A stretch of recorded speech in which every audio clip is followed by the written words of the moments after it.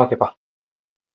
So last class வரைக்கும் நம்ம வந்து கேபிட்டல் கெயின் அப்படிங்கிறதுக்கு முடிச்சு வச்சிட்டோம். ஆல்மோஸ்ட் 3 எய்ட்ஸ் வந்து கவர் பண்ணியிருக்கோம். என்னென்னா house property, salary and then capital gain, right? So next head பார்த்தோம் அப்படின்னா இந்த ஹெட் வந்து ரொம்ப நிறைய வந்து பார்த்தீங்கன்னா ப்ரொவிஷன்ஸ் ஜாஸ்தியாக இருக்கும். விச் மீன்ஸ் இப்போ கேபிட்டல் கெயின் பார்க்கும்போது கூட ஒரு சில ப்ரொவிஷன்ஸ் வந்து பார்த்தீங்கன்னா அதுக்கேற்ற மாதிரி சம்ஸ்லாம் கொடுத்துருப்பாங்க. பட் இந்த இடத்துல வந்து என்னன்னா ப்ரொவிஷன்ஸ் ரொம்ப ஜாஸ்தியா இருக்கும். பிஜேபி வந்து பாத்தீங்கன்னா ஃபுல் அண்ட் ஃபுல் வந்து ப்ரொவிஷன் மனப்பாடம் பண்ணணும். ஃபர்ஸ்ட் மெமரைஸ் பண்ணணும். ஃபுல்லா மெமரைஸ் பண்ணாதான் இதுல இருக்கிற சம்ஸே நம்மளால அப்ரோச் பண்ண முடியும். விச் மீன்ஸ் எக்ஸாக்டா சம்ஸ் வந்து அப்ரோச் பண்ண முடியும். ஃபர்ஸ்ட் டைம் பார்க்கும்போது எப்படி போகும்னா குத்து மதிப்பா அப்ரோச் பண்ற மாதிரி அப்ராக்சிமேட்டா தான் அப்ரோச் பண்ற மாதிரி தான் இருக்கும். ஓகேவா? ஓவராலா வந்து எக்ஸாக்டா ஆமா இது இப்படிதான் ரன் ஆகுது அப்படின்ற மாதிரி பிஜேபி யாருக்குமே வராது அவ்வளவு சீக்கிரம். நான் அதை அக்செப்ட் பண்ணிப்பேன். ஓகேங்களா? சோ என்ன பண்ணணும்னா நீங்க ஃபர்ஸ்ட் வந்து உள்ள போயிட்டு ப்ரொவிஷன்ஸ் ஃபர்ஸ்ட் அந்த தேரி எல்லாம் நல்லா படிச்சு அதுக்கப்புறம் சம் உள்ள வரணும் அப்படின்ற மாதிரி இந்த சம் பேப்பர்ல சொல்லுவாங்க இல்லையா? சோ அதே மாதிரி எக்ஸாக்டா இந்த பிஜிபிபியும் அதே மாதிரி தான். என்னன்னா ஃபுல்லா உள்ள இருக்க ப்ரொவிஷன்ஸ் எல்லாம் நல்லா படிச்சதுக்கு அப்புறமா தான் பிசிபிபி சம்ஸ் அப்ரோச் பண்றதுக்கே வரணும். பிஃபோர் தட் எல்லாமே கவர் ஆகுமா அப்படின்னு கேட்டா பிசிபிபில மேபி நீங்க படிக்கும்போது அது உங்களுக்கே தெரியும். ஸோ நீங்க உங்களோட கேப்பபிள் பொறுத்து எல்லாமே கவர் பண்ண முடியுதா இல்லையான்றது. பட் ஆல்மோஸ்ட் வந்து கவர் பண்ணிடுவீங்க. ஓகேவா? ஏன்னா ஒரு சில ஒரு சில ப்ரொவிஷன்ஸுக்கு அவனே எக்ஸாம்பிள்ஸ் மாதிரி கொடுத்துருப்பான் சில சம்ஸ். அதெல்லாம் பார்க்கும்போது நம்மளுக்கு ஈஸியா அந்த ப்ரொவிஷன்ஸ் அண்டர்ஸ்டாண்ட் ஆயிடும். அப்பார்ட் ஃப்ரம் தட் சில ப்ரொவிஷன்ஸ் வெறும் ப்ரொவிஷன்ஸ் மட்டுமே இருக்கும். அதெல்லாம் கொஞ்சம் மெமரைஸ் பண்ற மாதிரி இருக்கும். அதை மட்டும் கொஞ்சம் நீங்க படிக்கிற மாதிரி இருக்கும். ஸோ டே பை டே இவ்வளவு நாள் படிச்சதை விட கொஞ்சம் எக்ஸ்ட்ரா எஃபோர்ட் போட்டு பிசிபிபி பாக்குற மாதிரி இருக்கும். ஓகேவா? ஒரு 20% மத்த ஹெட் எப்படி படிச்சுமோ அது கூட ஒரு 20% எக்ஸ்ட்ரா எஃபோர்ட் போட்டு பிசிபி படிக்கிற மாதிரி இருக்கும். ஓகேவா? அது இப்பத்துல இருந்தே பண்ணுங்க. கடைசி நேரம் வரைக்கும் கொண்டு வராதீங்க for PGBP. Okay? Income under the head profit and gains or of business or profession. ஓகேவா? ஸோ ஆல்மோஸ்ட் நிறைய டைம் நான் வந்து நிறைய ஹெட் சொல்லும் போதே சொல்லியிருக்கேன் பிஜிபி எதுக்கு வரும் பிசினஸ் இன்கம் பார்த்துருக்கோம். அது போக ப்ரொஃபஷன்னா யாரு நம்ம சிஎஸ்சிஎம்ஏ டாக்டர் இன்ஜினியர் லாயர் யார் யாரெல்லாம் இருக்காங்களோ அவங்களாம் ஒரு ப்ரொஃபஷனல்ஸ். ஸோ அவங்களோட இன்கம் எதனா இருக்கு அப்படின்னா அது இதுக்கு அண்டர்ல வரும் அப்படின்னு நம்ம பார்த்தோம். பட் ஆனா ஆஸ் எம்ப்ளாயியா நம்ம போய் ஒர்க் பண்றோம் அப்படின்னா நம்மளோட இன்கம் வந்து சேலரி கீழே வரும் அப்படின்ற மாதிரி நம்ம பார்த்தோம் இல்லையா? ஸோ ஃபர்ஸ்ட் ஆஃப் ஆல் அந்த மீனிங் கொடுத்துருக்காங்க. எங்க போனாலும் நம்மளுக்கு அந்த டெஃபினிஷன் இருக்கும்ல. இப்போ ஹவுஸ் ப்ராப்பர்ட்டில பார்த்தா ஹவுஸ் ப்ராப்பர்ட்டினா என்னன்னு ஒரு டெஃபினேஷன் கொடுத்துருப்பான். அந்த மாதிரியான சில டெஃபினேஷன்ஸ் இருக்கும் இல்லையா? So the same way here the meaning definition மாதிரி. பிசினஸ்ல இது எதெல்லாம் இன்க்ளூட் ஆகுது? Business include any trade, commerce or manufacturer or any adventure or concern in nature of trade, commerce or manufacturer. Okay? Which means பிசினஸ்ல வந்து ஆட்டோமேட்டிக்கா இது எதெல்லாம் இன்க்ளூட் ஆக போகுதுன்னா trade, commerce, manufacturing activities. Which means any adventure அது வந்து என்ன நேச்சர்ல இருக்கு? ட்ரேட் நேச்சர்ல இருக்கு, காமர்ஸ் நேச்சர்ல இருக்கு, மேனுஃபேக்சரிங் இந்த மீன் ஆஃப் நேச்சர் அதோட நேச்சரே இப்படி ரிலேட் பண்ணி தான் இருக்கு அப்படின்னா then that also included in business. ஓகேவா? காமனா பிசினஸ்னா என்னன்னு நம்மளுக்கே ஜெனரலா தெரியும். அவன் மறுபடியும் கொடுத்துருக்கான் அதே தான் ட்ரேடு, காமர்ஸ், மேனுஃபேக்சரிங். ப்ரொஃபஷன் ப்ரொஃபஷன்ஸ்ல எது இதெல்லாம் இன்க்ளூட் ஆகுது? Vocation profession request purely intellectual skill or manual skill on the basics of some special learning and qualification gather through past training or experience. Example chartered accountant, doctor, lawyer etcetera. ஓகேவா? இப்போ இந்த occasion அப்படிங்கிறது என்ன அப்படின்னா நம்ம ஒரு activity பண்ணிக்கிட்டு இருப்போம். நம்மளுக்காக ஒரு ஹேபிட் இருக்கும். ஓகேவா? ஃபார் எக்ஸாம்பிள் இப்போ நம்ம எவ்வளோ நல்லா பாடுவோம். எப்படி சொல்றது? இப்போ காமனா வந்து நம்ம பாடிக்கிட்டு இருக்கோம்னு வச்சுக்கோங்க. இப்போ நம்ம ஒரு பாத்ரூம் சிங்கர் அப்படின்னா நம்மளுக்கு வந்து எதுவுமே கிடைக்காது. நம்ம ஜஸ்ட் ஒரு சும்மா பாடிட்டு போயிடும். திடீர்னு அதை பார்த்து உன் பாட்டு நல்லா இருக்கு, நீ ஏன் போயிட்டு மேடை ஏறி பாடக்கூடாது, ஸ்டேஜ் ஏறி நீ பாடக்கூடாது அப்படின்னு சொல்லிட்டு நம்மள ஸ்டேஜ் ஏறி பாட வைப்பாங்க அப்படின்னா then the vocation become as main employment. அதுல இருந்து நான் ஒரு ஏர்னிங் பண்ணுவேன் அந்த இடத்துல. இப்போ நான் இங்க எங்க வீட்டுல பாடிட்டு இருக்கிற வரைக்கும் எனக்கு எந்த மணியும் கேதர் ஆகல. மணி வந்து நான் இன்கம் வந்து எதுவும் வாங்கல. பட் இதே நான் வந்து வெளியே போய் நான் பாடுறேன், ஸ்டேஜ்ல பாடுறேன் அப்படின்னா தென் ஐ ஐ ஏர்ன் சம்திங். ஓகேவா? சோ அப்ப போகும்போது நான் என்ன கேட்பேன், எனக்கு ஒரு அமௌண்ட் கொடுங்க, நான் வந்து பாடுறேன், நான் வந்து பண்ணி தரேன், நான் கான்சர்ட் பண்ணி தரேன் அப்படின்னா எனக்கு ஒரு அமௌண்ட் கொடுங்க அப்படின்னு நான் வெளியே போய் கேட்பேன் இல்லையா? So that is occasion. ஓகேவா? சோ அந்த மாதிரி நான் எதனா மெயின் எம்ப்ளாய்மெண்டா இருக்கு அப்படின்னும் போது இப்போ டான்ஸ் ஆடுறோம் அப்படின்னா சும்மா நான் டான்ஸ் ஆடிக்கிட்டு இருக்கேன் என் வீட்டுல தத்தக்கா புத்துக்கா ஆடுறேன் அப்படின்னா அது ஒன்றும் பிரச்சனையே கிடையாது. இன்கேஸ் நான் போய் ஸ்டேஜ் ஏரியோ இல்லைன்னா வேற ஏதாவது கான்செர்ட்காகவோ நான் போயிட்டு பண்றேன் அப்படின்னும் போது then that become as occasion. அது என்னோட ப்ரொஃபஷனா மாறிடும். ஓகேவா? சோ அந்த மாதிரி இருக்கு அப்படின்னா that is called as vocation. Okay? So இது எல்லாமே கூட ப்ரொஃபஷன்ல இன்க்ளூட் ஆகும். ஓகேவா? உங்களோட ஹாபிட்டா நீங்க அதை பண்றீங்க அப்படின்னா ஒரு பிரச்சனையும் இல்லை. பட் உங்களோட ஹாபி உங்களுக்கு வந்து மணி ஏர்ன் பண்ணி கொடுக்குது அப்படின்னா then that will become as என்னது ப்ரொஃபஷன்ல வந்துடும். ஓகேவா?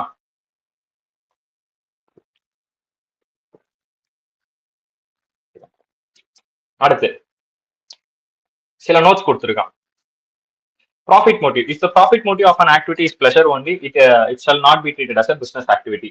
இப்போ வந்து ப்ராஃபிட் மோட்டிவே இல்லாம ரன் பண்றாங்க அப்படின்னா, அதாவது மியூச்சுவல் அண்டர்ஸ்டாண்டிங்ஸ்லயோ இல்ல விச் மீன்ஸ் இல்ல ட்ரஸ்டோ அந்த மாதிரி ஏதாவது ரன் பண்றாங்க அப்படின்னா, அதாவது அந்த ப்ராஃபிட்டை வந்து அவங்க அந்த ட்ரஸ்ட்டுக்காகவே யூஸ் பண்ணுவாங்க. அகைன் அதுல வந்து எந்த ஒரு செல்ஃப் ஏர்னிங்கும் இருக்காது. அவங்களுக்காக அவங்க சம்பாதிச்சு வச்சுக்கிற மாதிரி அந்த மாதிரிலாம் எது இருக்காது. ஓகேவா? பிளஷருக்காக மட்டும் பண்ணிட்டு இருக்காங்க அப்படின்னும் போது அந்த மோட்டிவ் அதுக்காக இருக்கு அப்படின்னா then that not treated as a business activity. ஓகேவா? ஸோ அது பிசினஸ் ஆக்டிவிட்டி கீழே வராது அப்படின்னு சொல்லிட்டாங்க. விச் மீன்ஸ் ட்ரஸ்ட் எதுவும் வராது. நான் ப்ராஃபிட் ஆர்கனைசேஷன் மாதிரி நம்மளாம் படிச்சிருக்கோம் இல்லையா? அந்த மாதிரி ஏதாவது இருந்தா அதெல்லாம் வராது. ஓகே. அடுத்து பிசினஸ் விசஸ் ப்ரொஃபஷன். பிசினஸ்னா என்ன, ப்ரொஃபஷன் தனித்தனியா பிரிக்கிறாங்க. And income arising out of trade, commerce, manufacturing, profession or vocation shall have the same treatment in the income tax act. Whatever it is, ரெண்டுமே ஒண்ணுதான் அப்படின்னு சொல்லிட்டாங்க. சேம் ட்ரீட்மெண்ட் தான் இருக்கும்.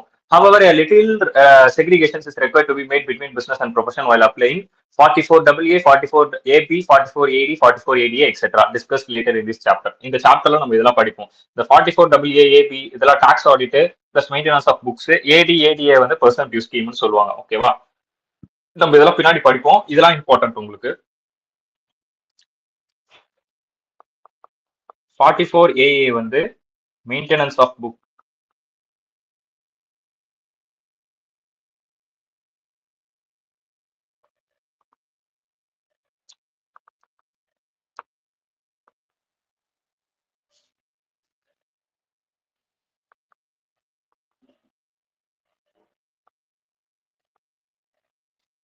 ஃபார்ட்டி ஃபோர் ஏபி வந்து tax audit.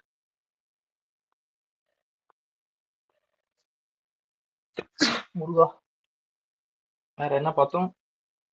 44 AD 44 AD 44 ADA இது ரெண்டும் percentage scheme.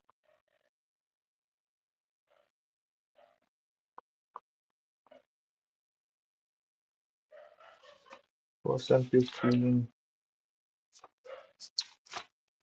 44 AD correct தானே?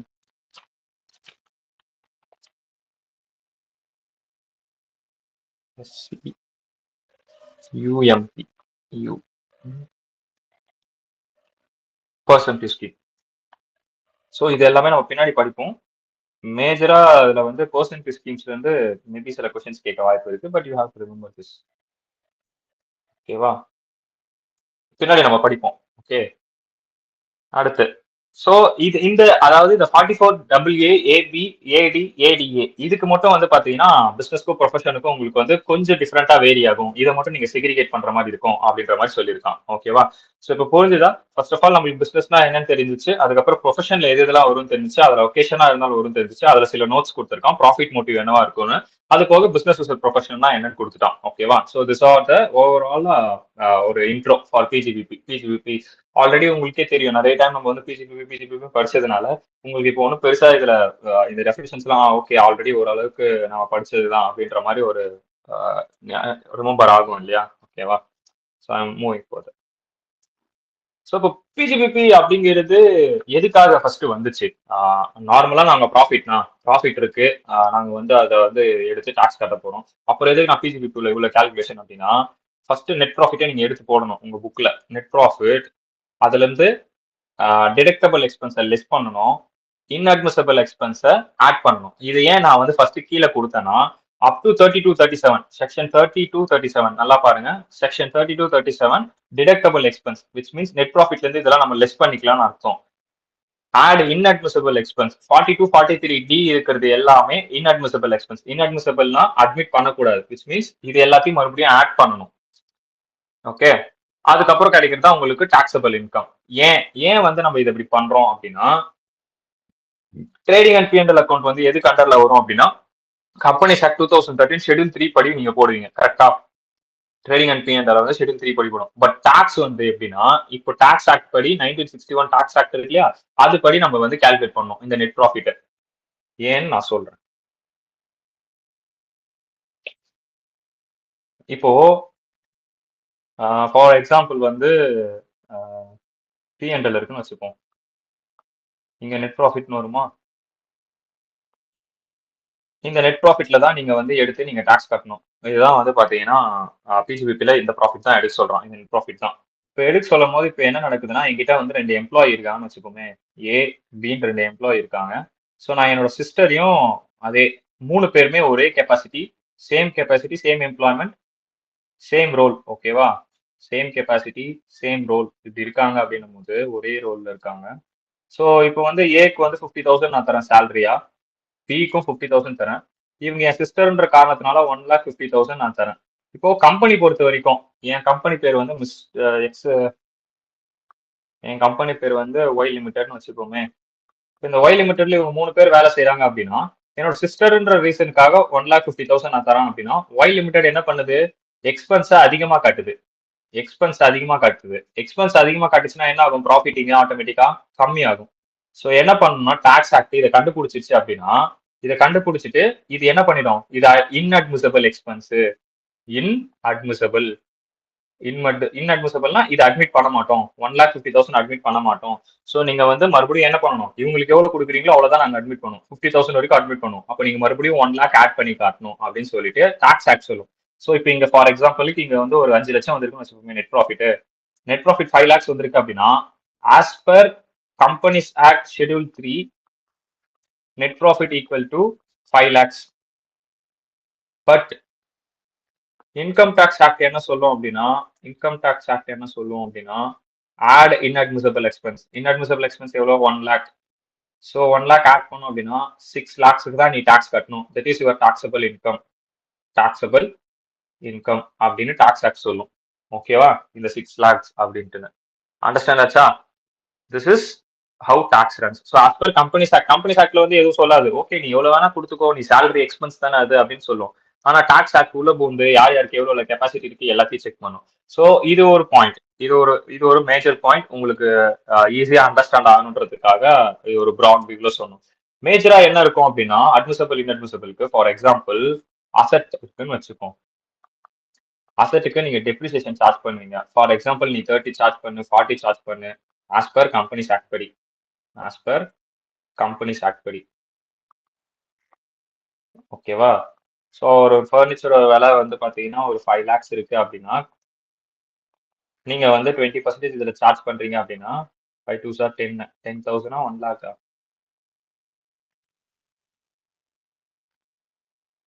1 lakhலாம் வராது, 10,000 தானே வரும். கரெக்டா? 1 lakh தான் வருதோ?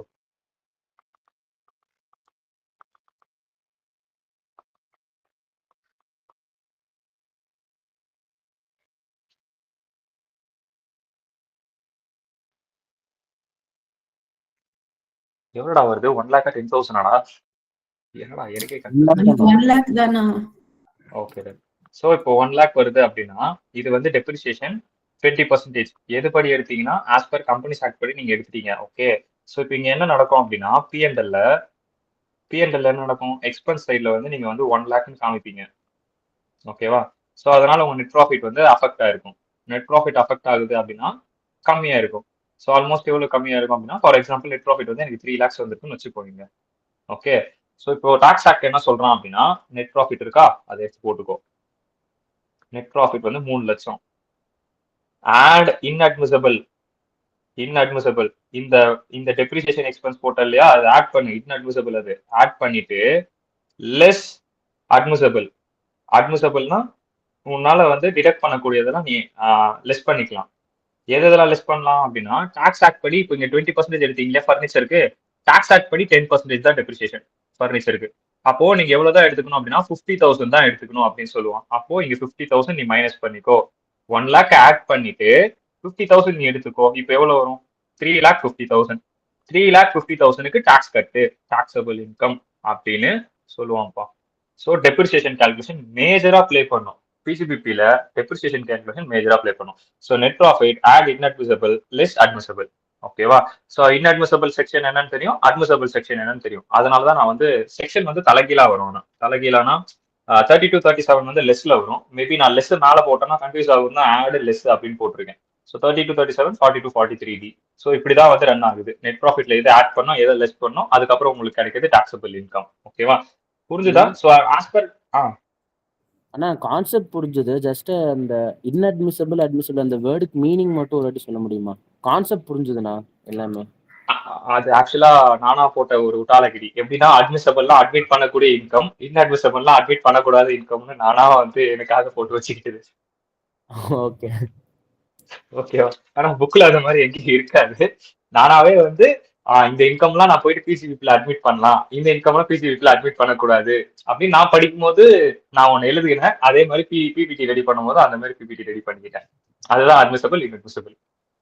டன்ண்ணா. அதாவது உங்க புக்ல எப்படி இருக்குன்னா டிடெக்டபிள், நான் டிடெக்டபிள் அப்படின்னு கொடுத்துருப்போம். Oh, okay okay okay.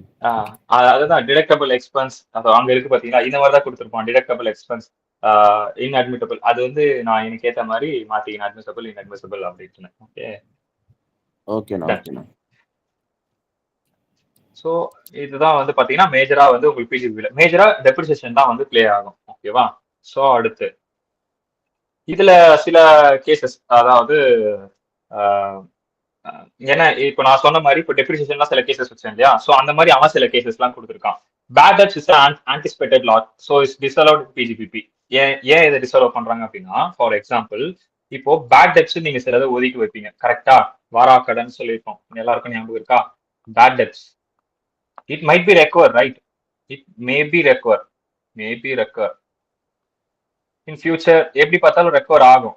So என்ன சொல்றாங்க அப்படின்னா, இப்போ நீங்க வந்து பிஎன்எல்ல வந்து பாத்தீங்கன்னா ஆஸ் பர் கம்பெனிஸ் ஆக்ட், டெஃபினட்டா கம்பெனிஸ் ஆக்ட் அப்படின்ற மாதிரி பிஎன்எல் நம்ம என்ன பண்ணுவோம், பேட் டெப்ஸை வந்து ஒரு அமௌண்ட் இங்க போடுவோம், ப்ரொவிஷன் மாதிரி ஒதுக்கி வைப்போம். Provision for bad and full debts அப்படின்னு சொல்லிட்டு ஒரு அமௌண்ட் ஒதுக்கி வைப்போம். இதனால என்ன ஆகும், நம்ம நெட் ப்ராஃபிட் என்ன ஆகும், கம்மியாகும்.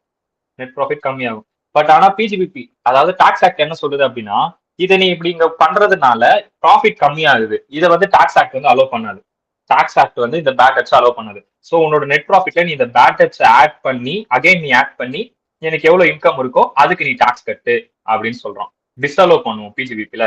இதுதான் டாக்ஸபிள் இன்கம். இது புரியுதா? ஏன்னா பேட் டெப்ஸ் அப்படிங்கிறது நீங்களா ஒரு அசம்ஷன்ல எடுத்து வைக்கிறது தான். வரும், வராமலும் போகும் அப்படின்ற மாதிரி ஒரு கண்டிஜென்ட்ல தான் இருக்காது. ஓகே, வரலாம், maybe happen, may not happen அப்படின்ற மாதிரி இருக்கு. அப்படின்னும் போது பிஜிபிபி வந்து அதை அக்செப்ட் பண்ணிக்காது. இல்ல நான் அக்செப்ட் பண்ணிக்க மாட்டேன், நீ அதை மறுபடியும் ஆட் பண்ணி டோட்டலா இருக்க ப்ராஃபிட் டாக்ஸபிள் இன்கம் கட்டு அப்படின்னு சொல்லுவோம். ஸோ அதுதான் அங்க ஃபர்ஸ்ட் பாயிண்ட். ஸ்பெஷல் பாயிண்ட்ஸ்ல அது first point. Bad debts is anticipated loss. Maybe நடக்கலாம் அப்படின்னு ஆன்டிசிபேட் பண்ணி ஒரு லாஸ் விற்கிறோம். So it is disallowed in PGBP. So என்னன்னா இது இன்அட்மிசிபிள் எக்ஸ்பென்ஸ். இந்த எக்ஸ்பென்ஸ் வந்து இன்அட்மிசிபிள். இது எக்ஸ்பென்ஸ் தானே பிஜிபிபி, சாரி இந்த பேட் டெப்ஸ் அப்படிங்கிறது ஒரு எக்ஸ்பென்ஸ் தானே. அந்த எக்ஸ்பென்ஸை இன்அட்மிட் பண்றோம், அதனால ஆட் பண்ணணும். இப்போ படிச்சீங்கன்னா ஆட் இன்அட்மிசிபிள் எக்ஸ்பென்ஸ். ஓ இதுல எழுத முடியும்ல, நான் மறந்துட்டேன் பாரு. நெட் ப்ராஃபிட் ஆட் இன்அட்மிசிபிள், இந்த இன்அட்மிசிபிள் எக்ஸ்பென்ஸ் இருக்கு. ஓகேவா? ஓவராலா எக்ஸ்பென்ஸ் தான் ஆட் பண்ணுவோம். அதே மாதிரி இங்க டிடெக்ட் பண்றோம், எக்ஸ்பென்ஸ் தான் டிடெக்ட் பண்றோம். என்ன கன்ஃபியூஸ் ஆகும்னா, நம்ம வந்து ஸ்கூல் படிக்கும் போதுல இருந்தே எக்ஸ்பென்ஸ் இருந்தா மைனஸ் பண்ணணும்னு பார்த்ததுனால இங்க எதை பார்த்தாலும் மைனஸ் பண்ணணும் தான் தோணும் பிஜிபிபில. ஓகேவா? ஏன்னா அந்த டேர்ம் நம்ம அப்படியே படிச்சு பழகிடுச்சு. சில இடத்துல நான் பேசும்போதே கூட நானே கன்ஃபியூஸ் ஆயிட்டு, ஆமா எக்ஸ்பென்ஸ், ஆமா மைனஸ் பண்ணணும் அப்படின்ற மாதிரி ஒரு ஃப்ளோல போயிடும் டக்குன்னு. ஆனா அதுக்குள்ள கொஞ்சம் இறங்கி பார்த்தோம்னா எந்த எக்ஸ்பென்ஸை மைனஸ் பண்ணணும், எந்த எக்ஸ்பென்ஸ் ஆட் பண்ணணும் அப்படின்றதும் ஒன்று இருக்கும். ஏன்னா நம்ம பாயிண்ட் ஆஃப் வியூல நம்ம டேர்ம் எப்படி இன்கம் இருக்கா, அது வந்து எக்ஸ்பென்ஸ் மைனஸ் பண்ணியே நம்ம பழகிட்டோம். ஆனா இந்த இடத்துல அதுல எந்த எக்ஸ்பென்ஸை மைனஸ் பண்ணணும், எந்த எக்ஸ்பென்ஸ் ஆட் பண்ணணும்ன்றது தெளிவா சொல்லியிருப்பான். ஓகேவா? So this is first point for your bad debts. அடுத்து capital expenditure and revenue expenditure. இதுக்கு ஒரு டெஃபினிஷனே இருக்கும். அதாவது கேபிட்டல் எக்ஸ்பெண்டிச்சர் நீங்க எப்போ பண்ணணும், ரெவன்யூ எக்ஸ்பெண்டிச்சர் நீங்க எப்போ பண்ணணும் அப்படின்றத அவன் கொடுத்துருப்பான். ஸோ அது உங்க புக்ல போகும்போது நம்ம படிப்போம். கேபிட்டல் எக்ஸ்பெண்டிச்சர் இருக்கு அப்படின்னா சிலதுக்கு வந்து அவன் 100% டிடக்ஷன்ஸ் அந்த மாதிரிலாம் கொடுத்துருப்பான். இந்த ரெவன்யூ எக்ஸ்பெண்டிச்சர்ஸ் இருக்கு அப்படின்னா அந்த ரெண்ட், ரிப்பேர்ஸ் இதெல்லாம் வந்து அதுல இன்க்ளூட் ஆகும். ஓகேவா? நான் புக்ல பார்க்கும்போது அந்த டெஃபினிஷன் சொல்றேன். அடுத்து நான் அசஸபிள் பிசினஸ், விச் மீன்ஸ் நான் அசஸபிள் பிசினஸ் எங்க போட்டேன், கேபிட்டல் எக்ஸ்பெண்டிச்சர். இப்போ சில டிடக்ஷன்ஸ் வந்து அலோடட் ஆகும். என்ன டிடக்ஷன்ஸ் அலோட் ஆகும் அப்படின்னா, ஃபார் எக்ஸாம்பிள் இப்போ எனக்கு ஏதோ ஒரு இன்கம் வர வேண்டியிருக்குன்னு வச்சுக்கோமே. என்ன இன்கம் வருது, அக்ரிகல்ச்சர் இன்கம் வர வேண்டியிருக்குன்னு வச்சுப்போம். அக்ரி இன்கம் வர வேண்டியிருக்கு. என்னன்னா நான் ஒருத்தங்கிட்ட நெல்லு மூட்டை வித்தேன், ஒரு பல்கா ப்ரொடியூஸ் பண்ணி பல்கா நான் சேல் பண்ணிட்டு அவங்ககிட்ட இருந்து எனக்கு இன்கம் வரல. ஓகேவா? ஸோ நான் அந்த இன்கம் வரலன்றதுக்காக நான் என்ன பண்றேன் அப்படின்னா, அக்ரிகல்ச்சர் இன்கம்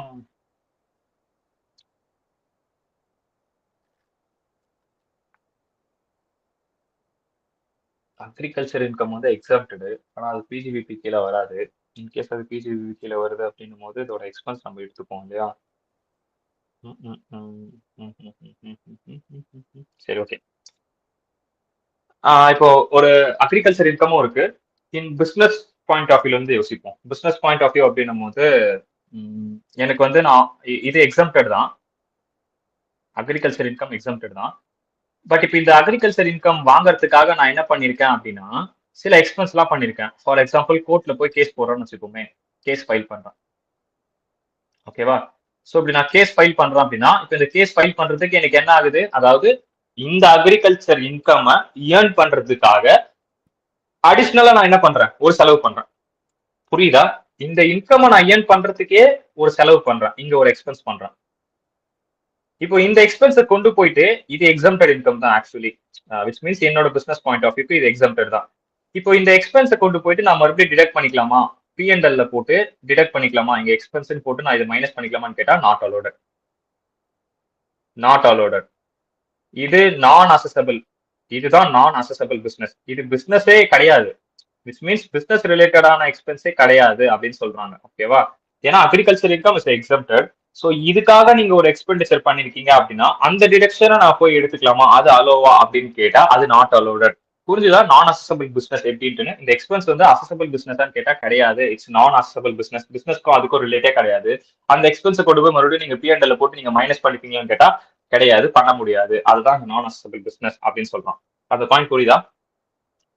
இதுவே ஒரு அது வந்து அக்ரி இன்கம் இல்லாம வேற பிசினஸ் இன்கம் தான். அப்படி இருக்கும்போது கோர்ட்ல கேஸ் போடுறதா அப்ப அதை எடுத்துக்கலாமா?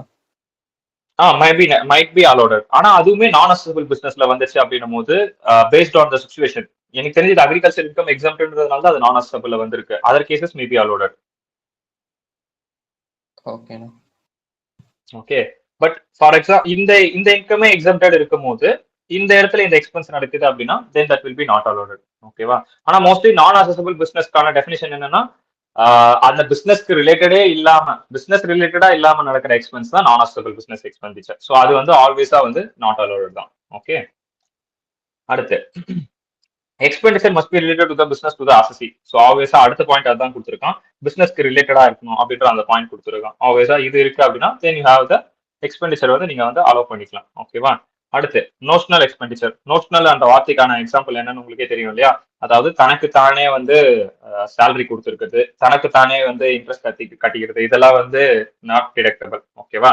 விச் மீன்ஸ் ஃபார் எக்ஸாம்பிள் நான் ப்ரொப்ரைட்டர்ஷிப் வச்சிருக்கேன்னு வச்சுப்போம். ஸோ நான் தான் ப்ரொப்ரைட்டர்ஷிப், நான் எனக்கு நானே சேலரி கொடுத்துக்கிறேன்னு வச்சுப்போம். சேலரி கொடுத்து நான் என்ன பண்ணுவேன், எனக்கு நானே பிஎன்எல்ல டிடெக்ட் பண்ணுவேன். கரெக்டா? சேலரி எக்ஸ்பென்ஸ் அப்படின்னு போட்டு நான் டிடெக்ட் பண்ணுவேன். ஸோ இந்த மாதிரி நான் பண்ணக்கூடாது. ஸோ அந்த மாதிரி பண்றதா நோஷனல் எக்ஸ்பெண்டிச்சர். எனக்கு நானே ஒரு எக்ஸ்பெண்டிச்சர் பண்ணிக்கிறேன்ற மாதிரி கணக்கு வந்து பிஎன்எல்ல காட்டுவேன். ஆனா மறுபடியும் அது என் கைக்கே தான் வரும். கரெக்டா? இது எப்படி பிரியுது அப்படின்னா ரெண்டு பேருக்கு நடுவுல இப்போ ப்ரொப்ரைட்டர்ஷிப் இருக்கு அப்படின்னா, இப்போ ஃபார் எக்ஸாம்பிள் கம்பெனி இருக்குன்னு வச்சுக்கோமே, ஒய் லிமிடெட் ரன் பண்றது ஜனா தான் அப்படின்னா எனக்கு நானே இங்க சேலரி அப்படின்னு காமிச்சிட்டுனா ஒய் லிமிடெட் கையில அது என்ன ஆஸ் பர் கம்பெனி ஆக்ட் படி எக்ஸ்பென்ஸ் தான். ஆனா பிஜிபிபி பாயிண்ட் ஆஃப் வியூல ஆஸ் அ ஒய் லிமிடெட் தான் வரும். பட் ஆனா ஜனா தான் அதை ரன் பண்றான் அப்படின்னு பிஜிபிபி வந்து அதை செக்ரிகேட் பண்ண கூடாது.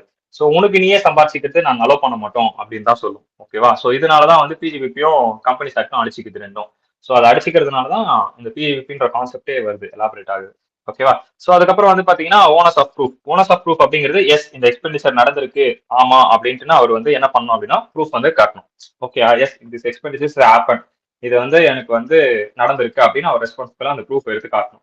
அப்படிலாம் காமிச்சாங்கன்னா இந்த எக்ஸ்பெண்டிச்சர்ஸ்லாம் நீங்க அலோவ் பண்ணிக்கலாம். அதர்வைஸ் இந்த எக்ஸ்பெண்டிச்சர்ஸ்லாம் நீங்க அலோவ் பண்ணக்கூடாது.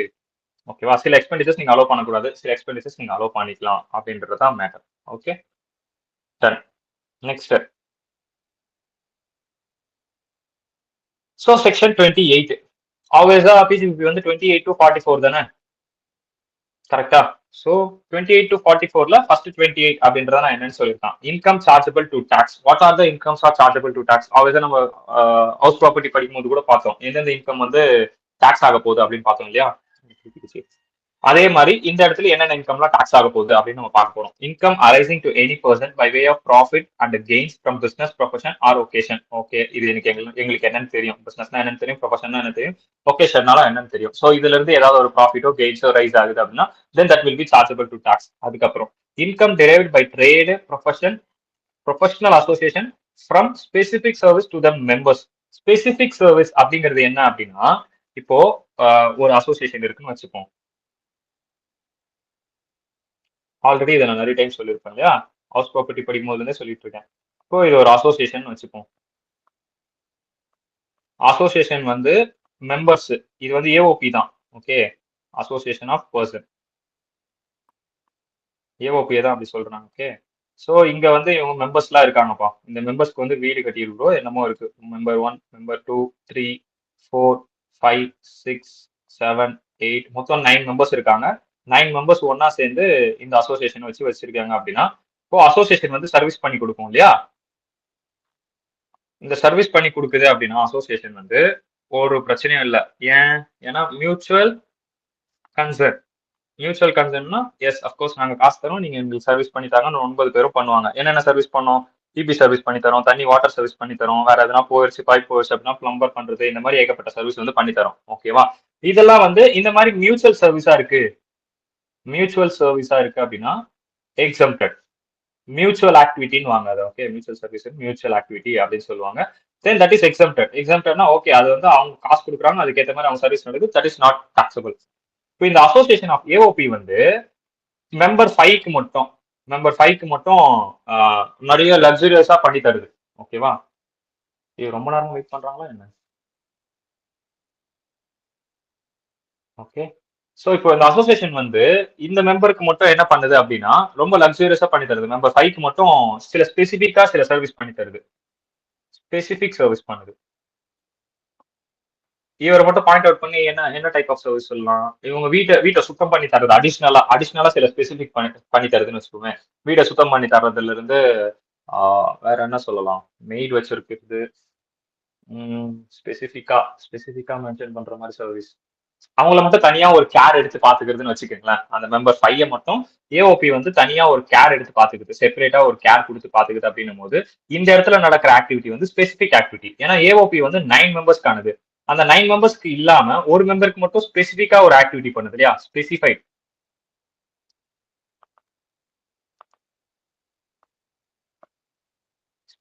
ஆக்டிவிட்டி பண்ணி தருது. ஓகே, ஸோ இந்த மாதிரி ஸ்பெசிஃபைட் ஆக்டிவிட்டி பண்ணி தருது அப்படின்னா then that specified activity will comes under இந்த, அதாவது any trade profession association from specific service to the members. ஒரு ஸ்பெசிபிக் சர்வீஸ் பண்ணி தருது அப்படின்னும் போது then that will be chargeable under this section. அப்போ அந்த ஸ்பெசிபிக் சர்வீஸ் வந்து இங்க சார்ஜ் ஆகும். மியூச்சுவல் ஆக்டிவிட்டியா இருக்கு அப்படின்னா சார்ஜ் ஆகாது. பட் ஸ்பெசிபிக்கா ஏதாவது ஒரு சர்வீஸ் பண்ணி தராங்க அப்படின்னா அது இங்க சார்ஜ் ஆகும். ஓகேவா, அதுதான் செகண்ட் பாயிண்ட். அடுத்து third point, the value of any benefit or perquisites arising from business or the exercise of any profession. இப்போ வந்து சேலரியில வந்து perquisites ரைஸ் ஆனா சேலரி கீழே நீங்க எப்படி டாக்ஸபிள் பண்ணீங்க, எம்ப்ளாயர் ரிலேஷன்ஷிப் இருந்தா, அதே மாதிரி பிசினஸ் ஆர் ப்ரொஃபஷன் கீழே அவங்க ப்ரொஃபஷனலா இருக்காங்க. ஃபார் எக்ஸாம்பிள் இப்போ சார்ட்டர்ட் அக்கௌண்ட் இருக்காங்க வச்சுக்கோம், சிஏ. அவர் வந்து ஆட்டோமேட்டிக்கா ப்ரொஃபஷன் கீழே வருவாரு. அவருக்கு நம்ம கார் தருவோமா மாட்டோமா? அவருக்கு கார் இருக்கும், டெஃபினட்டா இருக்கும், மோட்டார் கார். அப்போ அது அவருக்கு பர்க்சிட்ஸ். அந்த மாதிரியான பர்க்சிட்ஸ் எதுக்கு அண்டர்ல வரும்? பிஜிபிபி கீழே வரும். ஏன்னா அந்த இடத்துல எம்ப்ளாயர் ரிலேஷன்ஷிப் கிடையாது. எம்ப்ளாயர் ரிலேஷன்ஷிப் இருந்திருந்தா அது சேலரி கீழே போயிடும். அது இல்லாவிட்டால் அது வந்து பிஜிபிபி கீழே வரும். அது தேர்ட் பாயிண்ட். அடுத்து fourth, any interest, salary, bonus, commission or remuneration received by a partner of a firm from such firm. அதாவது பார்ட்னர்ஷிப் வந்து நம்ம பார்த்தோம் இல்லையா. பார்ட்னர்ஷிப் வந்து பார்த்தோம்னா எங்க பார்த்தோம், சேலரியில வந்து நான் சொல்லியிருந்தேன். பார்ட்னர்ஷிப்ல வந்து இந்த மாதிரி ரெமுனரேஷன் வாங்கியிருந்தாங்க அப்படின்னா then that will be comes under PGBP. ஏன்னா நம்ம சேலரியில எங்கேயுமே பார்ட்னர்ஷிப் பத்தியே பார்க்கல. அந்த ஃபர்ஸ்ட் அந்த ஒரு டெஃபினிஷன் படிக்கும் போது பார்த்தோம், இந்த மாதிரி ரெமுனரேஷன் வாங்கியிருந்தா அது வந்து சேலரி கீழே வராது, பிஜிபிபி கீழே வரும் நம்ம பார்த்தோம். அதுக்கப்புறம் நம்ம பார்த்த சம்ஸ்லயும் சரி, நம்ம பார்த்த ப்ரொவிஷன்ஸ்லயும் சரி, அவன் எங்கேயுமே பார்ட்னர்ஷிப் பத்தியே பேசல. சேலரிஸ்ல எங்கேயுமே பார்ட்னர்ஷிப் பத்தி பேசல. ஸோ அப்படி இருக்குதுன்னா டைரக்டா அது பிஜிபிபி கீழே வந்துடும். Okay, PGB. அடுத்து எக்ஸ்போர்ட் இன்சென்டிவ்ஸ் அப்படிங்கிறது என்னன்னா, இப்போ ஃபார் எக்ஸாம்பிள் சில புக் மாதிரி இருக்கும், சில ஸ்கீம்ஸ் எல்லாம் கொடுத்துருப்பாங்க நம்மளுக்கு டியூட்டி டிராபேக் பண்றதுக்கு. அந்த மாதிரி எல்லாம் சிலது இருக்கும். நீங்க எக்ஸ்போர்ட் பண்றீங்களா, ஓகே, நான் உங்களுக்கு வந்து அடிஷனலா கவர்மெண்ட் என்ன பண்ணுவான் அப்படின்னா, ஓகே நான் உங்களுக்கு டியூட்டி டிராபேக் தரேன், நீங்க எக்ஸ்போர்ட் பண்றதுக்கு டியூட்டி நீங்க கட்டினீங்க அப்படின்னா நான் திரும்ப அந்த டியூட்டியை தரேன் அப்படின்னா தென் அந்த டியூட்டி வந்து பிஜிபிபிக்கு டாக்ஸ். அது ஒரு இன்கம் தானே நம்மளுக்கு. டியூட்டி டிராபேக் அப்படிங்கிறது ஒரு இன்கம் தானே. ஏன் எதனால நான் இதை தரேன், எதுக்கு நான் கவர்மெண்ட்டுக்கு அது லாஸ்ட் தான் நான் டியூட்டி டிராபேக் பண்ணா கவர்மெண்ட் வந்து அதை திருப்பி தரான், இந்த சப்சிடியா சப்சிடி மாதிரி. ஓகே, ஆனா இந்த மாதிரி கொடுத்தா கவர்மெண்ட்டுக்கு தான் அது லாஸ்ட் கம்மியாகுதுன்னா அப்படின்னா அது இல்ல விஷயம்.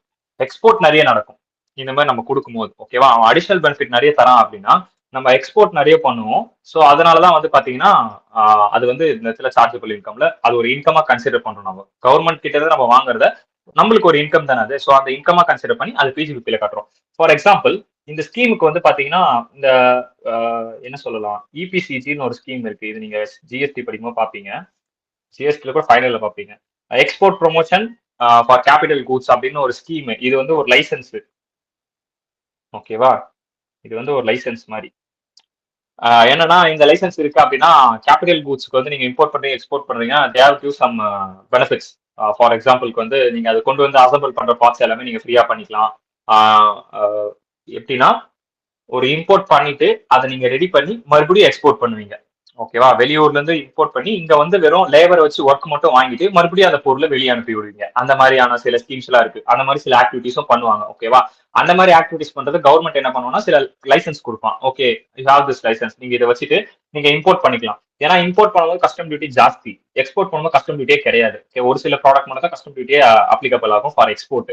மொத்தப்படி ஜீரோ ரேட்டட் தான், ஜிஎஸ்டியும் கிடையாது, கஸ்டம் டியூட்டியும் வந்து கம்மி தான். Which means எக்ஸ்போர்ட்டுக்கு. இம்போர்ட்டுக்கு வந்து ஜாஸ்தியா இருக்கும், ஐஜிஎஸ்டியும் லெவி ஆகும், கஸ்டம் டியூட்டியும் லெவி ஆகும். ஓகேவா, ஸோ அந்த மாதிரி இருக்கு அப்படின்னா சில லைசன்ஸ் கொடுப்பான். ஓகே இந்த லைசன்ஸ் இருந்தா நீ இம்போர்ட்டும் பண்ணிக்கலாம், இம்போர்ட் பண்ணதை நீ லேபர் வச்சு ஒர்க் பண்ண வச்சுட்டு நீ எக்ஸ்போர்ட்டும் பண்ணிக்கலாம். அந்த மாதிரி சில லைசன்ஸ் கொடுப்பான். ஓகேவா, இப்போ அந்த லைசன்ஸ் நான் வாங்கி வச்சிருக்கேன். அந்த லைசன்ஸோட எக்ஸ்பைரி வந்து ஒரு 5 இயர்ஸ் இருக்குன்னு வச்சுக்கோமே. நான் ஒரு 2 இயர்ஸ் யூஸ் பண்ணிட்டேன். தேர்ட் இயர் என்ன பண்ணணும்னா நான் வேற ஒருத்தருக்கு விற்கிறேன். ஃபார் எக்ஸாம்பிள் நான் இப்போ இது பாலாக்கு விற்கிறேன் அப்படின்னா இப்போ அது 2 இயர்ஸ்க்கான ஒரு மிஷினரி இருக்கு அப்படின்னா 2 இயர்ஸ்க்கு டெப்ரிசியேஷன் போட்டு நம்ம என்ன ஏதுன்னு பார்த்து கொடுத்துருவோம். ஆனா லைசன்ஸ் அந்த மாதிரி பண்ண முடியாது இல்ல, லைசன்ஸுக்கு அதுக்கு ஏற்ற மாதிரி ஒன்று இருக்கும்ல. ஸோ நான் யூஸ்ஃபுல் லைஃப் எவ்வளவு பண்ணணும் அந்த யூஸ்ஃபுல் லைஃபை மைனஸ் பண்ணிட்டு பேலன்ஸ் இருக்கிறதுக்கு எவ்வளவு இருக்குன்னு பார்ப்பேன். அதுக்கும் மேல நான் ப்ராஃபிட் வச்சு விற்றேன் அந்த லைசன்ஸுக்கு அப்படின்னா then that will be a profit for me. அந்த ப்ராஃபிட்டையும் நான் இது கீழே தான் ஆட் பண்ணுவேன். One not for duty drawback or subsidy, also a அந்த லைசன்ஸ் வச்சு நான் சேல் பண்ணனாலும் எனக்கு என்னது அதுல ஒரு ப்ராஃபிட் கிடைக்குது. அந்த லைசன்ஸை நான் சேல் பண்றதுனால எனக்கு ஒரு ப்ராஃபிட் கிடைக்குது. ஓகேவா, அந்த ப்ராஃபிட் இதில் தான் ஆட் ஆகும், பிஜிபிபி கீழே தான் ஆட் ஆகும். Which means that income also chargeable to tax. Understand ஆச்சா இது எக்ஸ்போர்ட் இன்சென்டிவ்ஸ். ஓகே, அடுத்து ஓகேண்ணா. பட் ஆனால் லைசன்ஸ் அப்படி சேல் பண்ண முடியுமாண்ணா? பண்ண முடியும், லைசன்ஸ் மாற்ற முடியும். இப்போ இன்னொன்னு ஒன்று இருக்கு. என்னன்னா ஐயோ கார்பன் காப்பீஸ்னு ஒரு இது இருக்கு. கார்பன் காப்பீஸ் அப்படின்றது என்னன்னா ஒரு இப்போ என்ன பொல்யூட் பண்ற கம்பெனிஸ் சிலது இருக்கும். நிறைய ஜாஸ்தியா வந்து அவங்க வந்து இந்த இதை வந்து வெளியிடுவாங்க. அந்த என்னது அந்த விஷத்துவா அது சம்திங் சொல்லுவாங்க, அந்த கெமிக்கலோட அந்த கேஸ். ஆமா, அந்த கேஸ் வந்து நிறைய வெளியிடுவாங்க. ஸோ அது என்ன பண்ணோம் அப்படின்னா கவர்மெண்ட் வந்து நீங்க வந்து இவ்வளவு குறிப்பிட்ட இவ்வளவுதான் பண்ணணும் அப்படின்ற மாதிரி சொல்லியிருக்கோம். ஃபார் எக்ஸாம்பிள் நீங்க வந்து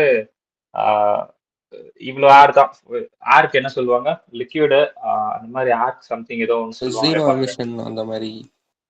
அந்த மாதிரி இல்ல எனக்கு அது எக்ஸாக்ட் வாட்டர் கேபி எம்எல்னு சொல்றோம் இல்லையா, தண்ணி எம்எல் லிட்டர் கேஜி அந்த மாதிரி. ஏருக்கு வந்து மீட்டரா,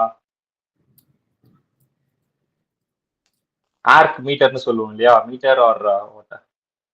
இப்போ எம்எல் வாட்டருக்கு லிக்விடுன்னா எம்எல் கணக்கு சொல்லுவோம், வெயிட்னா கேஜி குவான்டிட்டி. அந்த மாதிரி ஏர்க்கு வந்து இத்தனை மீட்டர் அப்படி அளவு அவ்வளோன்ற மாதிரி இருக்கும். ஃபார் எக்ஸாம்பிள் என்கிட்ட வந்து பாத்தீங்கன்னா நான் ஒரு 1000 என்ன அது டேர்ம் பாருங்க கூகுள்ல ஏர்க்கு, I think metre or what.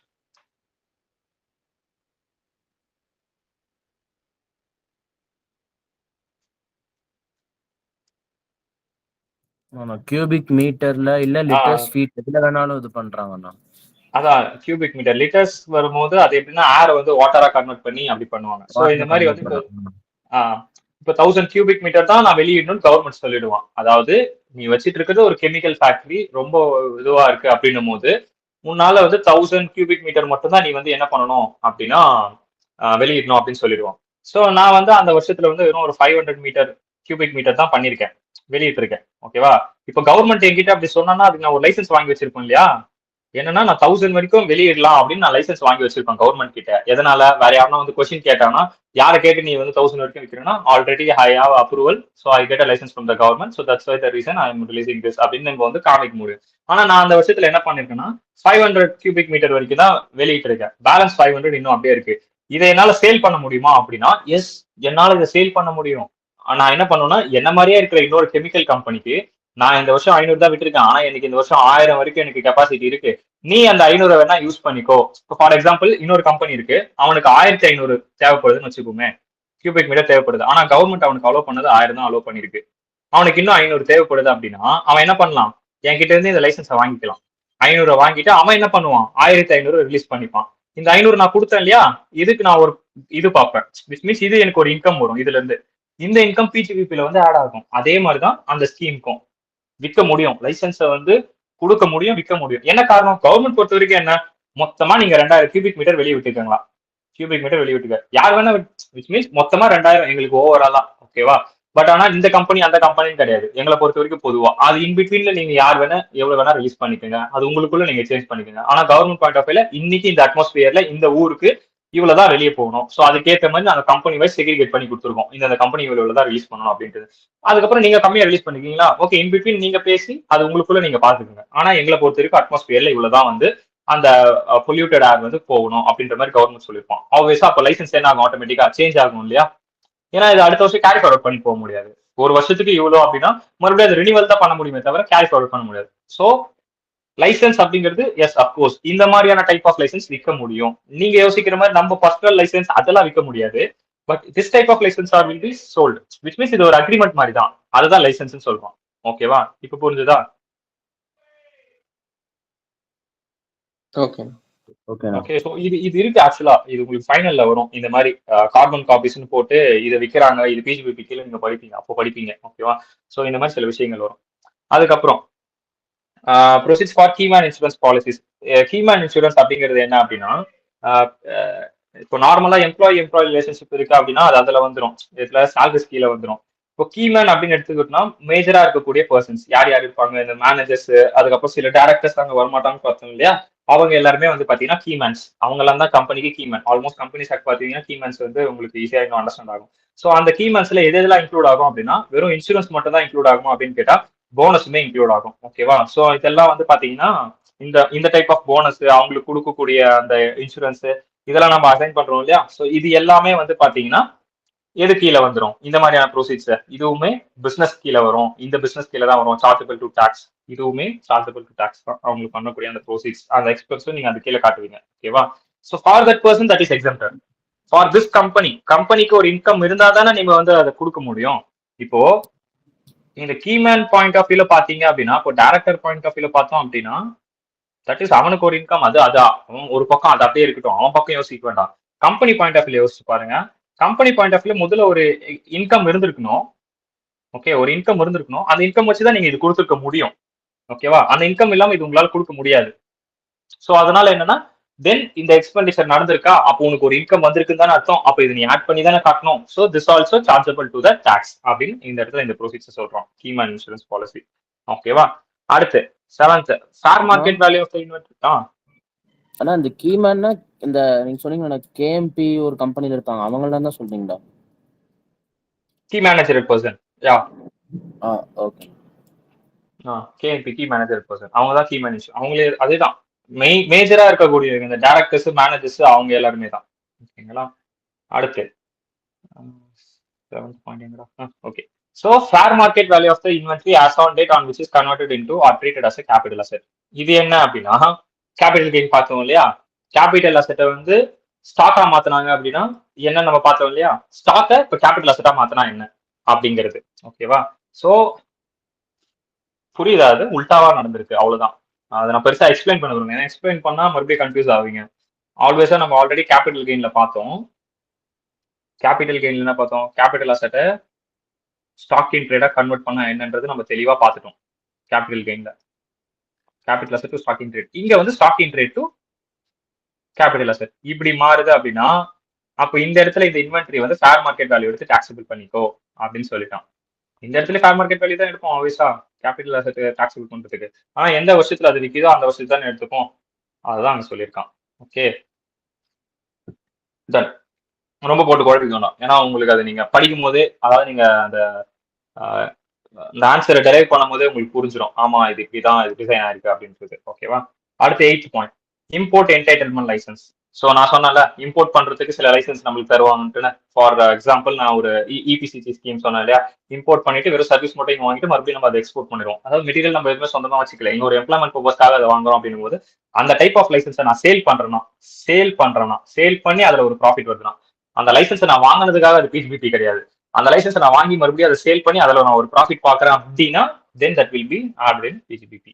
Okay, அதுக்கப்புறம் any compensation or other payments receive from termination or modification of terms and conditions of any contract. ஒரு கான்ட்ராக்டை இப்போ நான் க்ளோஸ் பண்றேன் அப்படின்னும் போது, ஒரு கான்ட்ராக்ட் க்ளோஸ் பண்றேன் அப்படின்னா அந்த கான்ட்ராக்ட்ல இருந்து நான் எதனா ஒன்று ரிசீவ் பண்ணிருப்பேன். அந்த கான்ட்ராக்ட் க்ளோஸ் ஆகிறதுக்காக நான் எதனா ரிசீவ் பண்ணிருப்பேன் அந்த கான்ட்ராக்ட் முடிவடைகிற நேரத்தில். இல்ல கான்ட்ராக்ட் மாடிஃபை பண்ணும்போது அடிஷ்னலா ஏதாவது சில இன்கம் நான் ரிசீவ் பண்றேன், அந்த மாதிரி இருக்கு அப்படின்னா, அந்த மாதிரியான டைப் ஆஃப் காம்பன்சேஷன் நான் எதனா ரிசீவ் பண்றேன் அப்படின்னா then that also included in PGBP. என்ன மாதிரி கான்ட்ராக்ட் சொல்லலாம் அப்படின்னா, ஃபார் எக்ஸாம்பிளுக்கு வீடு கட்டுறோம் அப்படின்னும் போது ஒரு கான்ட்ராக்டர் இருப்பாரு. இப்போ கான்ட்ராக்டருக்கு வந்து பிஜிபிபி தான். ஓகேவா? ஸோ அந்த வீடு கான்ட்ராக்ட் முடிகிற நேரத்துல மாடிஃபை பண்றாங்க கான்ட்ராக்டை. இல்ல எங்களுக்கு வந்து காசு பத்தல அப்படின்னு அந்த கான்ட்ராக்டர் வந்து என்ன பண்றாருன்னா மாடிஃபை பண்றாரு. ஆப்வியஸா நீங்க இவ்வளவு கொடுத்தீங்க, இவ்வளவு செலவாயிருக்கு, என் கை காசு போட்டு நான் இன்னும் இவ்வளவு பண்ணிருக்கேன் அப்படின்ற அளவுக்கு அவர் போயிட்டாரு அப்படின்னும் போது அந்த கான்ட்ராக்டர் மாடிஃபை பண்ணுவாங்க. மாடிஃபை பண்ணி இப்ப என்ன ரிசீவ் பண்ணுவாரு அவரு? அடிஷனலா ஒரு இன்கம் ரிசீவ் பண்ணுவாரு. யார்கிட்ட இருந்தா அந்த வீடு கட்டுறவங்க கிட்ட இருந்து ஒரு அடிஷனல் கேஸ் போட்டோ என்னமோ அவங்களாவே மியூச்சுவலாவோ அண்டர்ஸ்டாண்ட் பண்ணிக்கிறாங்களோ இல்லைன்னா கேஸ் போட்டோ எக்ஸ்ட்ராவா வாங்கியிருப்பாரு. ஃபார் எக்ஸாம்பிள் அந்த இடத்துல என்ன நடக்குது, அந்த கான்ட்ராக்ட் மாடிஃபை பண்ணதுனால அந்த கான்ட்ராக்டருக்கு எக்ஸ்ட்ரா காசு போகுது. அப்படிதான் நம்ம பாயிண்ட் ஆஃப் வியூ. ஓகேவா? சோ அந்த மாதிரி எக்ஸ்ட்ரா ஏர்ன் பண்றாரு அப்படின்னும் போது then that type of compensations also included in PGBP. ஓகேவா?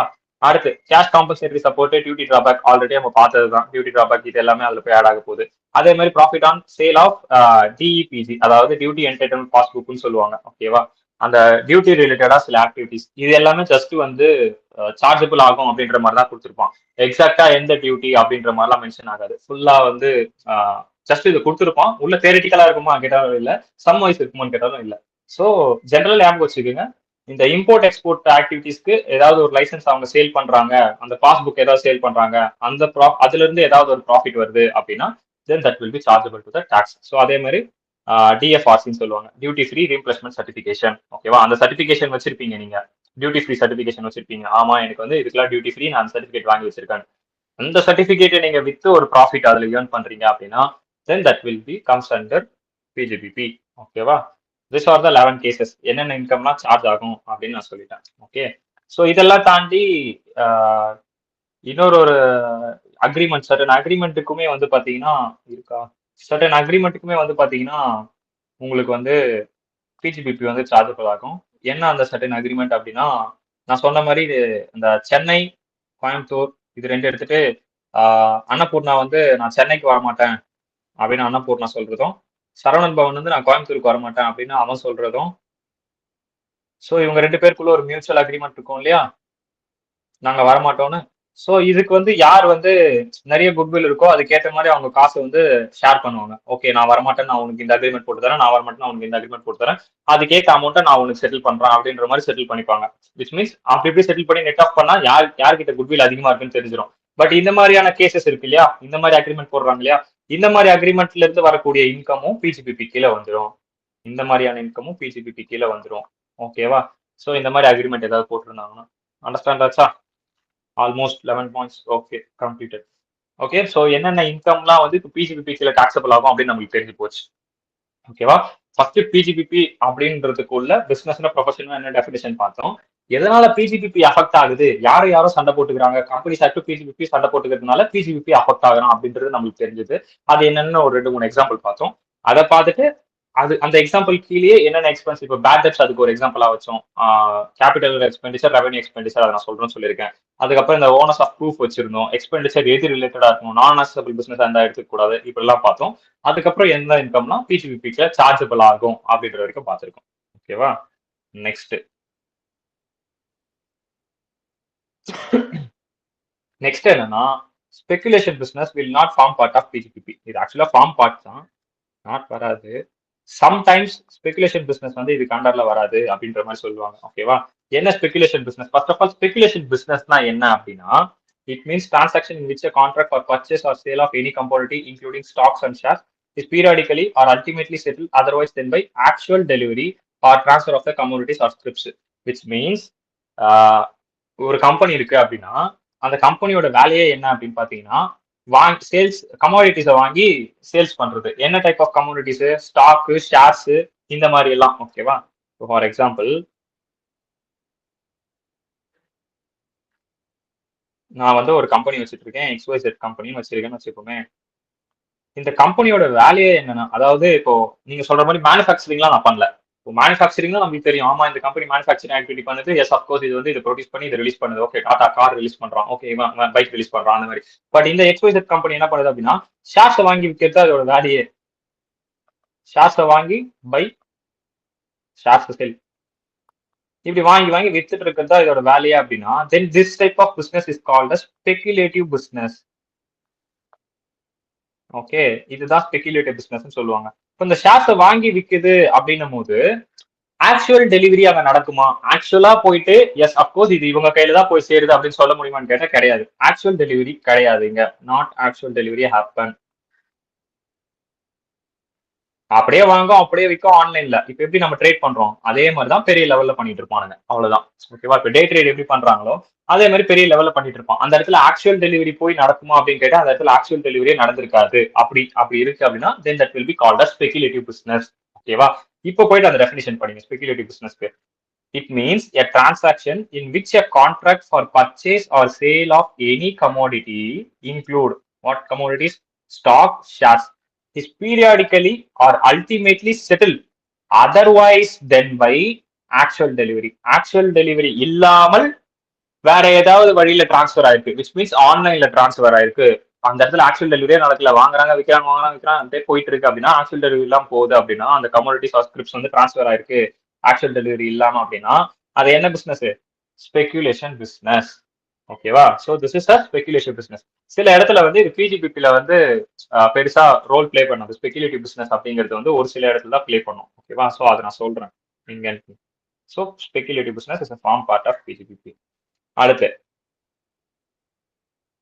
செக்ஷன் 29. ஸோ இப்போ 28 பார்த்தோம் இல்லையா?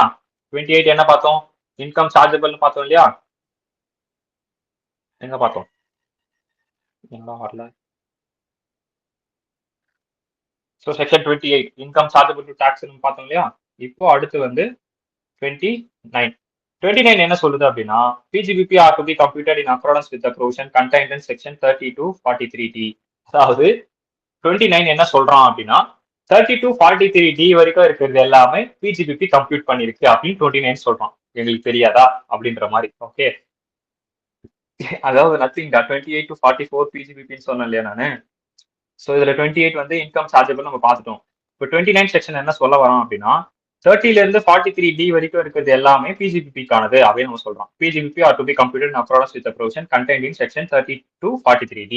பிஜிபிபியை நீங்க இதுல இருந்து இது வரைக்கும் இருக்கக்கூடிய செக்ஷன்ஸ் எல்லாம் நீங்க இப்போ கால்குலேட் பண்ண போறீங்க அப்படின்னு 29 வந்து நம்ம கிட்ட சொல்றாரு. ஓகே, அடுத்து இப்போ வந்து இது வரைக்கும் பார்த்துட்டோம் இல்லையா? ஸோ உங்க புக்ல வந்து கோத்துருக்கணும். ஓகே, உங்க புக் எடுத்துக்கங்க. நம்ம ஏன்னா அது சம்ஸ் போறதுக்கு முன்னாடி நான் ஃபுல் தேரி நம்ம மறுபடியும் ஒர்க்கா பார்த்துருவோம். ஓகேவா? ஸோ ஆல்வேஸா வந்து பாத்தீங்கன்னா பிசினஸ்க்கான மீனிங் என்ன அப்படின்றத நம்ம ஆல்ரெடி பார்த்துட்டோம். ஜென்ரலி பிசினஸ் மீன்ஸ் அப்படின்றது எக்கனாமிக் ஆக்டிவிட்டி. ஸோ அது என்னென்னு கொடுத்துருக்கான். ஓஹோ, அடிஷ்னலா சில இதெல்லாம் ஆட் பண்ணியிருக்கான். ஓகேவா? business mean economic activity, but for income tax purpose is isolated activity may be termed as business depend on fact circumstance. Following elements shall be considered to judge a transaction as a business transaction: nature of commodity, intention of the party, effort applied in transaction, periodic of transaction, nature of transaction. Okay, சில விஷயங்கள் add பண்ணிருக்கான். என்னன்னா business வந்து அந்த கமோடிட்டியோட nature என்னன்னு நீங்க பார்க்கணும், அதோட இன்டென்ஷன் என்னன்னு நீங்க செக் பண்ணணும்.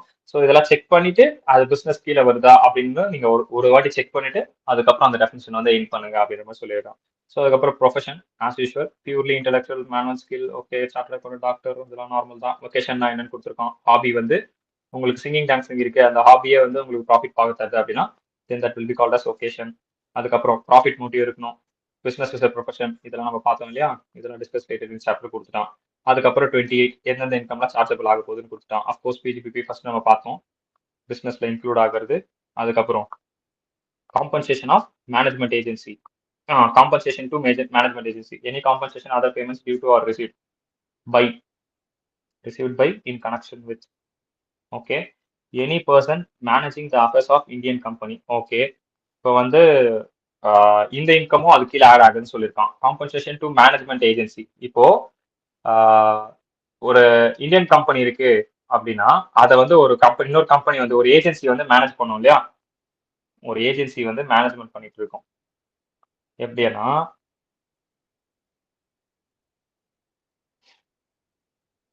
So I have a company in India, இந்தியாவில் நான் ஒரு கம்பெனி வச்சிருக்கேன். ஓகே,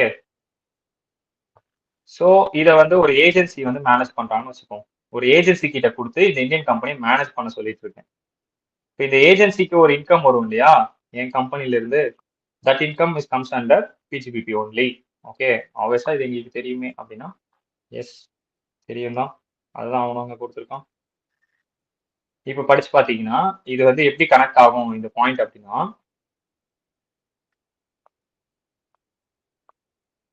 இந்த பாயிண்ட் பாருங்க, compensation to management agency. Management ஏஜென்சிக்கு நம்ம ஒரு காம்பன்சேஷன் கொடுக்குறோம், அதுதான் செக்ஷன் 28(2) சொல்றான். Any compensation other payment due to or received by whom, received by this persons for this activity. Okay, ஓகேவா? இப்போ படிச்சு பாருங்க யார் யாரெல்லாம் ரிசீவ் பண்றாங்கன்னு இப்போ படிச்சு பாருங்க. Any person managing the affairs of Indian company or any person managing the affairs of any company in India. இது ரெண்டு இருக்கு அப்படின்னா இன் கனெக்ஷன் வித் எதுக்கான், terms or modification of terms and condition of is appointment. ஓகேவா, அவங்களோட terms and கண்டிஷன்ஸை modification பண்றதுக்காக இந்த மாதிரியான கனெக்ஷன்ஸ்க்காக இந்த ஏஜென்சி நாங்க வச்சிருக்காங்க அப்படின்னா then that agency receive some amount, right? அந்த amount then it will be comes under PGBP. Okay, next point, any person holding any agency in India for any part or other activity relating to the business or profession of any other person. அதாவது வேற ஒரு person ஏஜென்சியை hold பண்ணி, ஏதாவது ஒரு person agency hold பண்ணிருக்காரு இந்தியால for any part of the act related to business of any other person. வேற ஒரு பர்சனுக்காக இவர் இந்த இடத்துல என்ன பண்ணிருக்காருன்னா ஒரு ஏஜென்சி வச்சிருக்காரு. வேற ஒரு பர்சன் ஃபார் எக்ஸாம்பிள் என்ன சொல்லலாம், ஃபாரின் கம்பெனி இருக்குன்னு வச்சுப்போம். ஃபாரின் கம்பெனிக்காக அவர் இந்த இடத்துல ஒரு ஏஜென்சி மாதிரி ஹோல்ட் பண்ணி இங்க ரன் பண்ணிட்டு இருக்காரு, இந்தியால வந்து வச்சிட்டு இருக்காரு. அது எதுக்காகவா, termination of agency or modification of terms of condition relation to that to. Okay, இங்க என்ன நடக்குது அப்படின்னா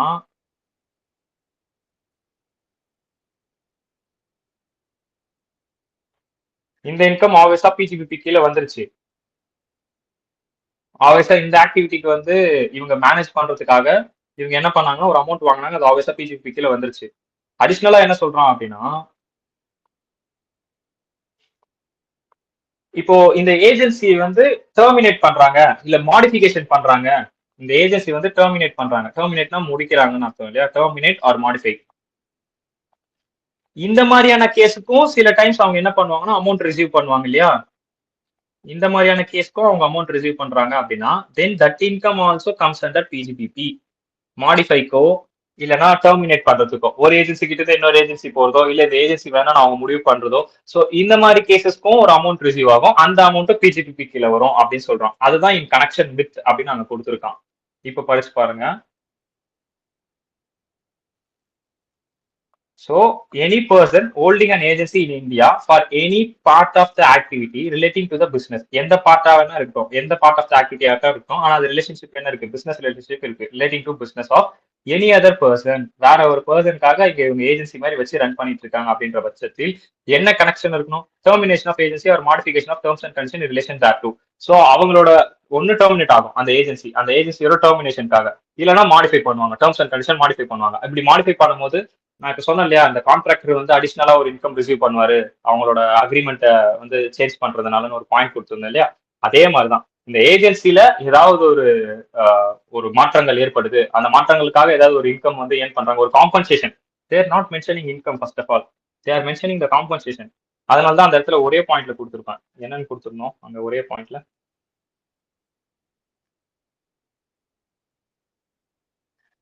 அங்க வந்து ஒரே பாயிண்ட்ல வந்து காம்பன்சேஷன் ரிசீவ்டு எங்கடா பார்த்தோம் அந்த பாயிண்ட்.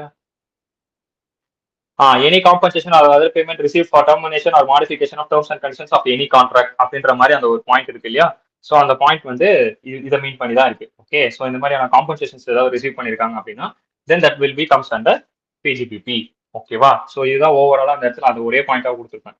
ஸோ அதுக்கப்புறம் எனி பர்சன், இப்போ மேல பார்த்தவங்க எல்லாம் மேனேஜிங் பண்றாங்க, வேற ஒரு பர்சனுக்காக பண்றாங்க அப்படின்னும் போது இது என்ன நடந்துச்சுன்னு பார்த்தோம். இப்போ எனி பர்சன் அப்படின்னும் போது அது எதுக்கான கனெக்ஷன்ஸ் பாருங்க. The vesting in the government or in any corporation owned controlled by government of the management of any property or business, which means government related இருக்க ஆக்டிவிட்டிஸ் அப்படின்னு வரும்போது வேற ஏதாவது ஒரு பர்சன், எனி பர்சன் யாரா வேணா இருக்கலாம், அந்த மாதிரி கவர்மெண்ட் ரிலேட்டட் ஆக்டிவிட்டி பண்ணிருக்காங்க அப்படின்னும் போது அவங்க கிட்ட இருந்து ஏதாவது மேனேஜ்மெண்ட் அந்த ப்ராப்பர்ட்டி அவங்க அந்த பிசினஸ் ரிலேட்டட் இருக்கக்கூடிய income, then that will be comes under PGBP. கீழே எனி பர்சன் அதே மாதிரி அந்த கான்ட்ராக்ட் மாடிஃபை இல்ல டெர்மினேட் பண்றாங்க அப்படின்னும் போது அந்த இடத்துல ரிலேட்டிவ் டு பிசினஸா இருக்கு அப்படின்னா அந்த இடத்துல ஏதாவது இன்கம் ரிசீவ் பண்ணிருக்காங்க அப்படின்னா then that will be comes under PGBP. ஓகேவா, சோ ஆப்வியஸா நீங்க ஞாபகம் வச்சுக்க வேண்டியது என்ன அப்படின்னா ஒரு அக்ரிமெண்ட் இருக்கு, அந்த அக்ரிமெண்ட் நாங்க முடிக்க போறோம், அது முடிக்கிறதுனால நான் சில காம்பன்சேஷன் ரிசீவ் பண்றேன் அப்படின்னா then that will be comes under PGBP அப்படின்றது மட்டும் ஞாபகம் வச்சுக்கோங்க. ஓகேவா, ஆப்வியஸா அதுக்கு முன்னாடி நடக்கிற இன்கம் எல்லாமே PGBP டாக்ஸபிள் ஆயிருக்கும்.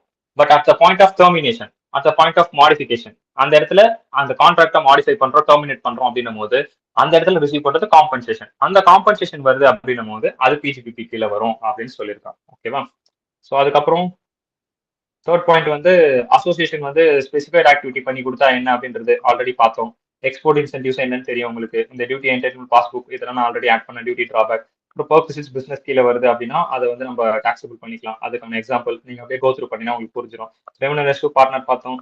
சர்டன் அக்ரிமெண்ட்டுக்கு வந்து அமௌண்ட் ரிசீவ் பண்ணியிருந்தா என்னன்றது பார்த்தோம். சர்டன் அக்ரிமெண்ட்ன்றது என்னது, இப்போ நான் சொன்னேன் இல்லையா இந்த அன்னபூர்ணா விசஸ் சரவணன் பவன், அதுதான் சர்டன் அக்ரிமெண்ட்.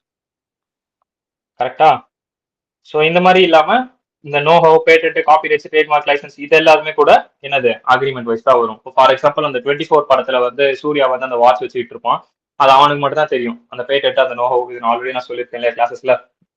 ஸோ அதை அவன் விற்கிறான் அப்படின்னும் போது அது அந்த அந்த அக்ரிமெண்ட் வந்து சர்டன் அக்ரிமெண்ட் அப்படின்னு இதுக்கு அண்டர்ல தான் வரும். இந்த 7th பாயிண்ட் அண்டர்ல வந்துடும்.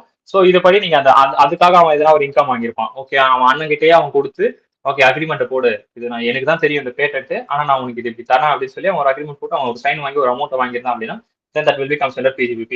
நம்ம வந்து சூர்யாவை PGBP கீழே டாக்ஸ் கட்ட சொல்லுவோம். ஓகேவா, ஸோ அதுக்கு கீழே சில எக்ஸாம்ஷன்ஸ் எல்லாம் கொடுத்துருக்கான். the aforesaid provision is not applicable in respect of the following. மேல இருக்க அந்த certain expenditure வந்து இதுக்கெல்லாம் applicable ஆகாதான். இது இருக்குப்பா, any sum received or receivable in cash or kind in account of transfer the right to manufacture, produce or process any article or thing or rights to carry any business which is chargeable under that. Okay, அதாவது ஏதாவது rights நீங்க கொடுக்குறீங்க. For example வந்து நான் மொத்தமாவே transfer பண்ணிட்டேன் அப்படிங்கிறது வேற, ஒரு ரைட்ஸை மட்டும் நான் கொடுக்குறேன். நீ ஓகே வந்து இந்த பொருளை யூஸ் பண்ணிக்கோ அப்படின்னு ஒரு ரைட்ஸ் கொடுக்குறேன், யூஸ் பண்ணிட்டு நீ போட்டியா அப்புறம் போயிடு அவ்வளவு. ஆனா அந்த பொருள் நான் தான் ஓடுது. ஓகேவா, சோ அந்த மாதிரி எதனா பண்றேன் அப்படின்னா அதெல்லாம் இந்த அக்ரிமெண்ட்ல பிஜிபிபி கீழே வருமா அப்படின்னு கேட்டா இந்த மாதிரியான அக்ரிமெண்ட் பிஜிபிபி கீழே வராது. Which means this types of income not chargeable to tax அப்படின்னு சொல்லிட்டான். மற்றபடி வேற என்ன சொல்லியிருக்கான், கேபிட்டல் கெயின் கீழே வேற ஏதாவது சார்ஜபிள் ஆகுது அப்படின்னா அது பிஜிபிபி கீழே வராது அப்படின்னு ஒரு எக்ஸாம்ஷன் பாயிண்ட் கொடுத்துருக்கான். அது இது கீழே வராதுன்னு. அதுக்கப்புறம் any sum received as a compensation fund, multilateral fund of monolateral protocol on substance that deplete the ozone layer under the United Nations Environment Program in accordance with the terms of agreement, whether or not in written, whether or not intended to be enforceable by law, legal proceeding, entered into with the government. ஓஹோ, அதாவது இந்த ஓசோனை பாதுகாக்கிறோம், என்விரான்மெண்ட்டை பாதுகாக்கிறோம் அப்படின்றதுக்காக அந்த மாதிரியான activities ஏதாவது பண்ணி அதுக்காக ஏதாவது ஒரு காம்பன்சேஷன் ஃபண்ட் மாதிரி ஏதாவது ரிசீவ் பண்ணிருக்கீங்க அப்படின்னா அந்த அக்ரிமெண்ட் கவர்மெண்ட் ஆஃப் இந்தியா கூட நீங்க என்டர் ஆயிட்டீங்க அப்படின்னும் போது இந்த மாதிரியான ஆக்டிவிட்டிஸ் ரிலேட்டடா இந்த மாதிரியான அக்ரிமெண்ட் போட்டிருக்கீங்க அப்படின்னா then that will be not comes under this certain agreements. For example, இப்போ நீங்க வந்து இந்த அக்ரிமெண்ட் வந்து கவர்மெண்ட் கூட போட்டிருக்கீங்க அப்படின்னும் போது எனக்கு தெரிஞ்ச இந்த காம்பன்சேஷன் யார்கிட்ட இருந்து ரிசீவ் பண்றாங்கன்னு அவன் சொல்லல. The first point in the compensation இருக்காங்க, any sum received as a compensation from multilateral fund of Montreal Protocol on substance thus deplete the ozone layer under the United Nations Environment Program. So இவங்க கிட்ட இருந்து ஏதாவது ஒரு compensation receive பண்ணிருக்கீங்க agreement போட்டு அப்படின்னா then that will be not comes under this அப்படின்னு சொல்லிட்டான். ஓகேவா, ஸோ இப்போ உங்களுக்கு என்ன தெரியும்னா இந்த மோன்ட்ரலா protocol on substance that deplete the ozone layer இது என்ன அப்படின்னு, இது என்ன ஸ்கீம், இது என்ன ப்ரோக்ராம்னு நீங்க போய் பார்த்தீங்க அப்படின்னா உங்களுக்கு அண்டர்ஸ்டாண்ட் ஆகும். ஓகேவா? ஸோ இதுக்கு அண்டர்ல நீங்க வந்து அவங்க கிட்ட இருந்து ஏதாவது ஒரு ஃபண்டு அதுல இருந்து ஒரு காம்பன்சேஷன் ரிசீவ் பண்ணிருக்கீங்க அக்ரிமெண்ட் போட்டு அப்படின்னா then that will be not comes under this. ஓகேவா? இது என்னன்னு போய் பாருங்க என்ன சொல்லியிருக்காங்க எக்ஸாக்டா. எனக்கு தெரிஞ்ச இந்த ஓசோன் லேயர் வந்து நீங்க பாதுகாக்கணுன்றதுக்காக அந்த அட்மாஸ்பியர் பாதுகாக்கணுன்றதுக்காக நீங்க எதனா ஒரு ஆக்டிவிட்டி பண்ணிட்டு இருக்கீங்க அப்படின்னா தென் தட் காம்பன்சேஷன் உங்களுக்கு ரிசீவ் பண்ணிருப்பாங்க அந்த அக்ரிமெண்ட் படி. ஸோ அதனால வந்து உங்களுக்கு அது டாக்ஸபிள் இல்லை எக்ஸாம்ஸ்ல கொடுத்துருப்போம். என்ன இருக்கு அது போய் போட்டு பாருங்க. Montreal protocol on substance.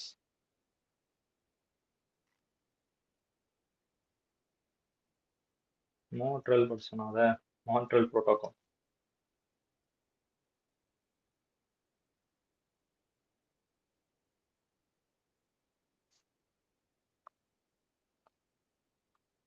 என்னன்னு கொடுத்துருக்கான் அந்த ஓசோன் டிப்ளீட்டிங் சப்ஸ்டன்ஸ் அதுக்கோசம் தான் நான் அதுல வந்து அதான் அதை அந்த அட்மாஸ்பியர் வந்து பாதுகாக்கிறதுக்காக அந்த மாதிரி சம்திங் ஏதாவது ஒரு அக்ரிமெண்ட் போட்டிருக்கணும் அந்த மாதிரி ஏதாவது மென்ஷன் பண்ணியிருக்கானா?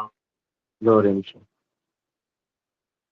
மைட் பி அதுக்காக தான் இருக்கும். பட் ஆனா அது வந்து return R it's a financial mechanism established to support developing countries in phasing out ozone depleting substances.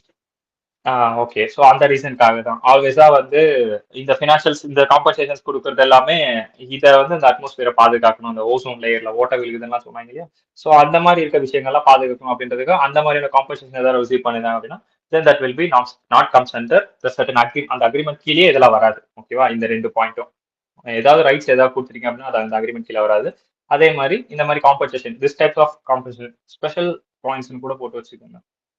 So இந்த 2 ஸ்பெஷல் பாயிண்ட்ஸும் வந்து அது கீழே வராது. ஓகேவா? அடுத்து எயித்துன்னா key man insurance policy. Always அதை பார்த்துட்டோம். கீ மேனேஜரல் பர்சன்ஸ்க்கு வந்து நீங்க இன்சூரன்ஸ் பாலிசிஸ் அந்த மாதிரி ஏதாவது கொடுத்தீங்கன்னா அப்புறம் conversion of stock into capital asset இது நம்ம பார்த்துட்டோம். Recover agent certain capital asset covered. So any sum or resident cash or coin in any capital asset being demolished, destroyed, discussed. Okay. So இது வந்து 35 ADல நம்ம பார்ப்போம். 35 AD அப்படிங்கிறது வந்து பார்த்தீங்கன்னா 35 AB AD வந்து ஸ்பெசிஃபிக் பிசினஸ்ல வரும். ஓகேவா? ஸோ இது நம்ம அங்கே பார்க்கும்போது நான் உங்களுக்கு சொல்றேன். இது இவனே கொடுத்துருக்கான் லேட்டர் டிஸ்கஸ் இந்த சாப்டர்னு கொடுத்துருக்கான் இல்லையா? ஸோ இது நான் அங்கே பார்க்கும்போது உங்களுக்கு சொல்றேன் 35 AD. ஓகேவா? So this are the 10 points. So அதுக்கப்புறம் வந்து பார்த்தீங்கன்னா இதெல்லாம் ஜென்ரல் பாயிண்ட்ஸ். இப்போ நீங்க போயிட்டு என்ன பண்ணோம் அப்படின்னா இந்த ஜென்ரல் பாயிண்ட்ஸ்லாம் உங்களுக்கு படிக்கும் போது உங்களுக்கு அண்டர்ஸ்டாண்ட் ஆகும். சார்ஜபிலிட்டி இப்போ படிச்சோம். நெகட்டிவ் இன்கம் நான் ஆல்ரெடி சொன்னேன் லாஸ்ட்ல ஆட் ஆகும்னு. நோஷனல் ப்ராஃபிட்னா என்னன்னு ஒரு எக்ஸாம்பிளே அவனே கொடுத்துருப்பான் எது நோஷனல் ப்ராஃபிட்னு. அதே மாதிரி ஆன்டிசிபேட்டட் ப்ராஃபிட் ஆர் லாஸ் என்ன பண்ணணும் அப்படின்றத அவன் கொடுத்துருப்பான். லீகலிட்டி ஆஃப் பிசினஸ் என்னன்னு கொடுத்துருப்பான். Complaints of income of all business or profession if assessee carry on several business or profession then income of all business or profession shall be merge together. So இந்த points எல்லாம் காமனாக தான் இருக்கும். இப்போ நீங்க படிச்சீங்க அப்படின்னா உங்களுக்கு அண்டர்ஸ்டாண்ட் ஆகும். எப்படின்னா இப்ப பாருங்க இந்த பாயிண்ட் நான் படிக்கும் போது compilations of income compilations which means compel பண்றது கம்ப்ளை பண்றது அதாவது மர்ஜ் காம்பினேட் பண்றது அப்படின்னு சொல்றது. ஓகேவா? Of all business or profession அப்படின்னு இருக்கும்போது அது அண்டர்ஸ்டாண்டபிள் மேனர்ல எனக்கு இல்ல. பட் நான் அதுக்கு அடிஷனலா இருக்க பாயிண்ட் பாருங்க. If an அசசி carries on several business. So ஒரு சில நிறைய பிசினஸ் பண்றாரு ஒரு 4-5 பிசினஸ் பண்ணிட்டு இருக்காரு அப்படின் போது then income from all business or profession shall be merge together. அதுதான் இந்த இடத்துல சொல்லியிருக்கான். கம்ப்ளேஷன்ஸ் அது என்னடா அது கம்ப்ளீஷன் அது காம்பினேஷன் கொடுக்க வேண்டியதுடா அவன். ஓகேவா? சோ என்ன சொல்லிருக்காங்க காம்பிலேஷன். சோ செவரல் பிசினஸ் பண்ணிட்டு இருக்காங்க அப்படின்னும் போது then we have to combine those business incomes. ஓகேவா? சோ மொத்த இன்கமையும் நம்ம வந்து கம்பைன் பண்ணுவோம் அப்படின்னு அவன் கொடுத்துருக்கான் இல்லையா? சோ அந்த மாதிரி ஒரு பாயிண்டா நீங்க படிச்சு இதுல வந்து இதெல்லாம் நீங்க பார்க்க வேண்டாம். இந்த 143 இந்த செக்ஷன்ஸ் எல்லாம் உங்களுக்கு ரிமெம்பர் ஆகல அப்படின்னா ஒன்னும் பிரச்சனையே கிடையாது. ஏன்னா இதெல்லாம் வந்து பாத்தீங்கன்னா இன்னும் படிக்க வேண்டி இருக்கு பின்னாடி. ஓகேவா? சோ இந்த மாதிரி பாயிண்ட்ஸ் எல்லாம் நீங்க படிச்சீங்க அதுக்கு கீழே இருக்கக்கூடிய அந்த எக்ஸாம்பிளோட சேர்த்து படிச்சீங்க அப்படின்னா இந்த பாயிண்ட்ஸ் எல்லாம் ஈஸியா உங்களுக்கு ரொம்ப வரும். But you have to go through this. ஓகேவா? சார்ஜபிலிட்டி மட்டும் நான் சொல்றேன். இதுல ஏதாவது இருக்கா? R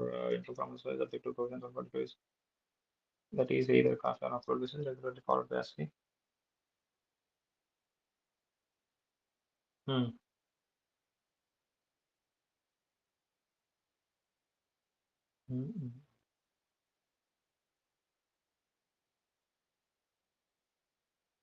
okay. ஸோ இந்த ஃபர்ஸ்ட் பாயிண்ட் மட்டும் நான் சொல்றேன். இந்த சார்ஜபிலிட்டியில மட்டும் ஏன்னா இதுல வந்து நிறைய செக்ஷன்ஸ் வந்து இன்க்ளூட் பண்ணி வச்சிருக்கான். என்ன பண்ணிருக்கான் அப்படின்னா as per section 141(1) என்ன சொல்லுதுன்னா income chargeable under the head PGBP. இது வந்து பாத்தீங்கன்னா நீங்க வந்து அசஸ்மெண்ட் பண்ணும்போது நீங்க ஃபைல் பண்ணுவீங்க இல்லையா அந்த டைம்ல இது இம்ப்ளிமெண்ட் ஆகும். ஸோ ஒன்னு வந்து பிஜிபிபி இல்லைன்னா ஐஎஃப்ஓஎஸ்பில வருது அப்படின்னா சப்ஜெக்ட் டு ப்ரொவிஷன் 145(2) என்னன்னா is to be computed in accordance with method of accounting. இது வந்து மெத்தட் ஆஃப் அக்கௌண்டிங் பத்தி பேசுது. அது என்ன சொல்லுது எய்தர் கேஷா பண்ணலாம் இல்ல அக்ரூவல் பேசிஸ்ல பண்ணலாம். ஓகேவா? கரெக்டா? மெத்தட் ஆஃப் அக்கௌண்டிங் வந்து நம்ம கேஷ் பேசிஸ்ல பண்ணலாம். பிஜிபிபி நம்ம பேசிக்ஸ்ல படிக்கும் போது பார்த்தோம். பேசிக்ஸ்ல படிக்கும் போதே பார்த்தோம். கேஷாவும் பண்ணலாம். ரெலவெண்ட் நம்ம ஒரு இடத்துல படிச்சோம். ஞாபகம் இருக்கா? கேஷாவும் பண்ணலாம். அக்ரூவல் பேசிஸ்லயும் பண்ணலாம். இப்போ அந்த அசசி வந்து மெத்தட் ஆஃப் அக்கௌண்டிங் எப்படி ஃபாலோ பண்றாருன்னு பேஸ் பண்ணி இது ரன் ஆகும். மேபி அவர் கேஷ்ல பண்றாரு அப்படின்னா, கேஷ்ல பேஸ் பண்ணி பண்றாரு அப்படின்னா 43B வந்து இம்ப்ளிமெண்ட் ஆகும். 43B வந்து இம்ப்ளிமெண்ட் ஆகுது அப்படின்னா அதுல எது எதெல்லாம் அலோவ் பண்ணலாம்னு சொல்லியிருக்கானோ அது மட்டும் தான் நீங்க டிடெக்ட் பண்ண முடியும். நல்லா பாருங்க. However, there are certain expenditures specified under section 43B which shall be deductible only on cash basis.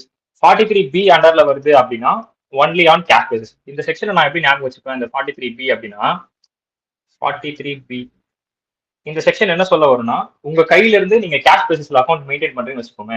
நீங்க கேஷ் பேசிஸ்ல அக்கௌண்ட் மெயின்டைன் பண்றீங்க அப்படின்னா உங்க கையில இருந்து அந்த காசு உண்மையாவே வெளியே போயிருந்தால் மட்டுமே அந்த கேஷை வந்து நீங்க டிடெக்ட் பண்ணணும் அப்படின்னு 43B சொல்லும். அதாவது கையை விட்டு காசு போயிருந்தால் மட்டுமே நீ டிடெக்ட் பண்ணு அப்படின்னு 43B வந்து சொல்லும் நம்மளுக்கு. சோ இதை நான் எப்படி ஞாபகம் வச்சுன்னா அந்த ஸ்பாட் ஒன்று வரும். கையை விட்டு காதல் போனா கையில் ரேகை இல்லை. அந்த மாதிரி கையை விட்டு காசு போனா 43B அப்ளிகபிள் அப்படின்னு ஞாபகம் வச்சுக்கிட்டேன் நான். ஓகேவா? சோ 43B நான் அப்படிதான் ஆக்சுவலா ஞாபகம் வச்சுக்கிட்டேன். கையில இருந்து காசு போயிருந்தால் மட்டுமே அது ஆக்சுவல் எக்ஸ்பெண்டிச்சர், அப்பதான் நான் அதை மைனஸ் பண்ணுவேன் அப்படின்னு நான் வந்து ஞாபகம் வச்சேன். ஸோ அதுதான் 43B. ஸோ உங்க கையில இருந்து ஆக்சுவலா அந்த எக்ஸ்பெண்டிச்சர் நடந்திருக்கணும். நடந்தால் மட்டுமே நீங்க அதை ரிஜெக்ட் பண்ண முடியும். ஓகேவா? இன்கேஸ் நீங்க கேஷ் பேசிஸ்ல மெயின்டைன் பண்ணீங்கன்னா அதுதான் இந்த சார்ஜ் சொல்ல வரேன். நீங்க வந்து 2 அக்கௌண்டிங் பேசிஸ்ல மெயின்டைன் பண்ணலாம். அக்ரூவல்லையும் பண்ணலாம், கேஷ்லயும் பண்ணலாம். இன்கேஸ் நீங்க கேஷ்ல பண்றீங்க அப்படின்னா தென் அந்த கேஷ் வந்து உங்க கையில இருந்து அப்சல்யூட்டா வெளியே போயிருக்கணும். வெளியே போயிருந்தால் மட்டும் தான் அவங்க எடுத்துக்க முடியும். அதர்வைஸ் உங்களால எடுத்துக்க முடியாது அப்படின்னு சொல்லிட்டான். அடுத்து இந்த இடத்துல வந்து 145(3) என்னன்னா அசசிங் ஆஃபீஸர் நாட் சாட்டிஸ்ஃபைட். அசசிங் ஆஃபீஸர் யாருன்னா ஏஓ. நீங்க போய் ஃபைல் பண்ணுவீங்க இல்லையா? ஒருத்தர் கிட்ட ரிப்போர்ட் ஃபைல் பண்ணுவீங்க. ரிப்போர்ட் ஃபைல் பண்றத ஒருத்தன் வந்து செக் பண்ணுவான் இல்லையா?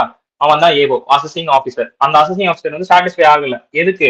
நீங்க கொடுத்துருக்க ரிப்போர்ட் நான் வந்து இப்படிலாம் தான் சார் எக்ஸ்பென்ஸ் பண்ணிருக்கேன், இது 43B படி இப்படி நடந்திருக்கு சார், இதெல்லாம் நான் இப்படி பண்ணிருக்கேன் சார் அப்படின்னு நீங்க சொல்றீங்க. ஆனா அவன் சாட்டிஸ்ஃபை ஆகல. About the correctness or completeness of the accounts of the assessee. உங்களோட அக்கௌண்ட்ஸ் நீங்க கம்ப்ளீட்டா சொல்றீங்க. ஐயா இதெல்லாம் தான் நான் பண்ணிருக்கேன், இப்படிலாம் நான் பண்ணிருக்கேன், எல்லாத்தையும் நீங்க சொல்றீங்க. Or has not been regularly followed by the assessee. இல்லைன்னா உங்களால ரெகுலரா நீங்க ஃபாலோ பண்ணல. Or income has not been computed in accordance with notified standards.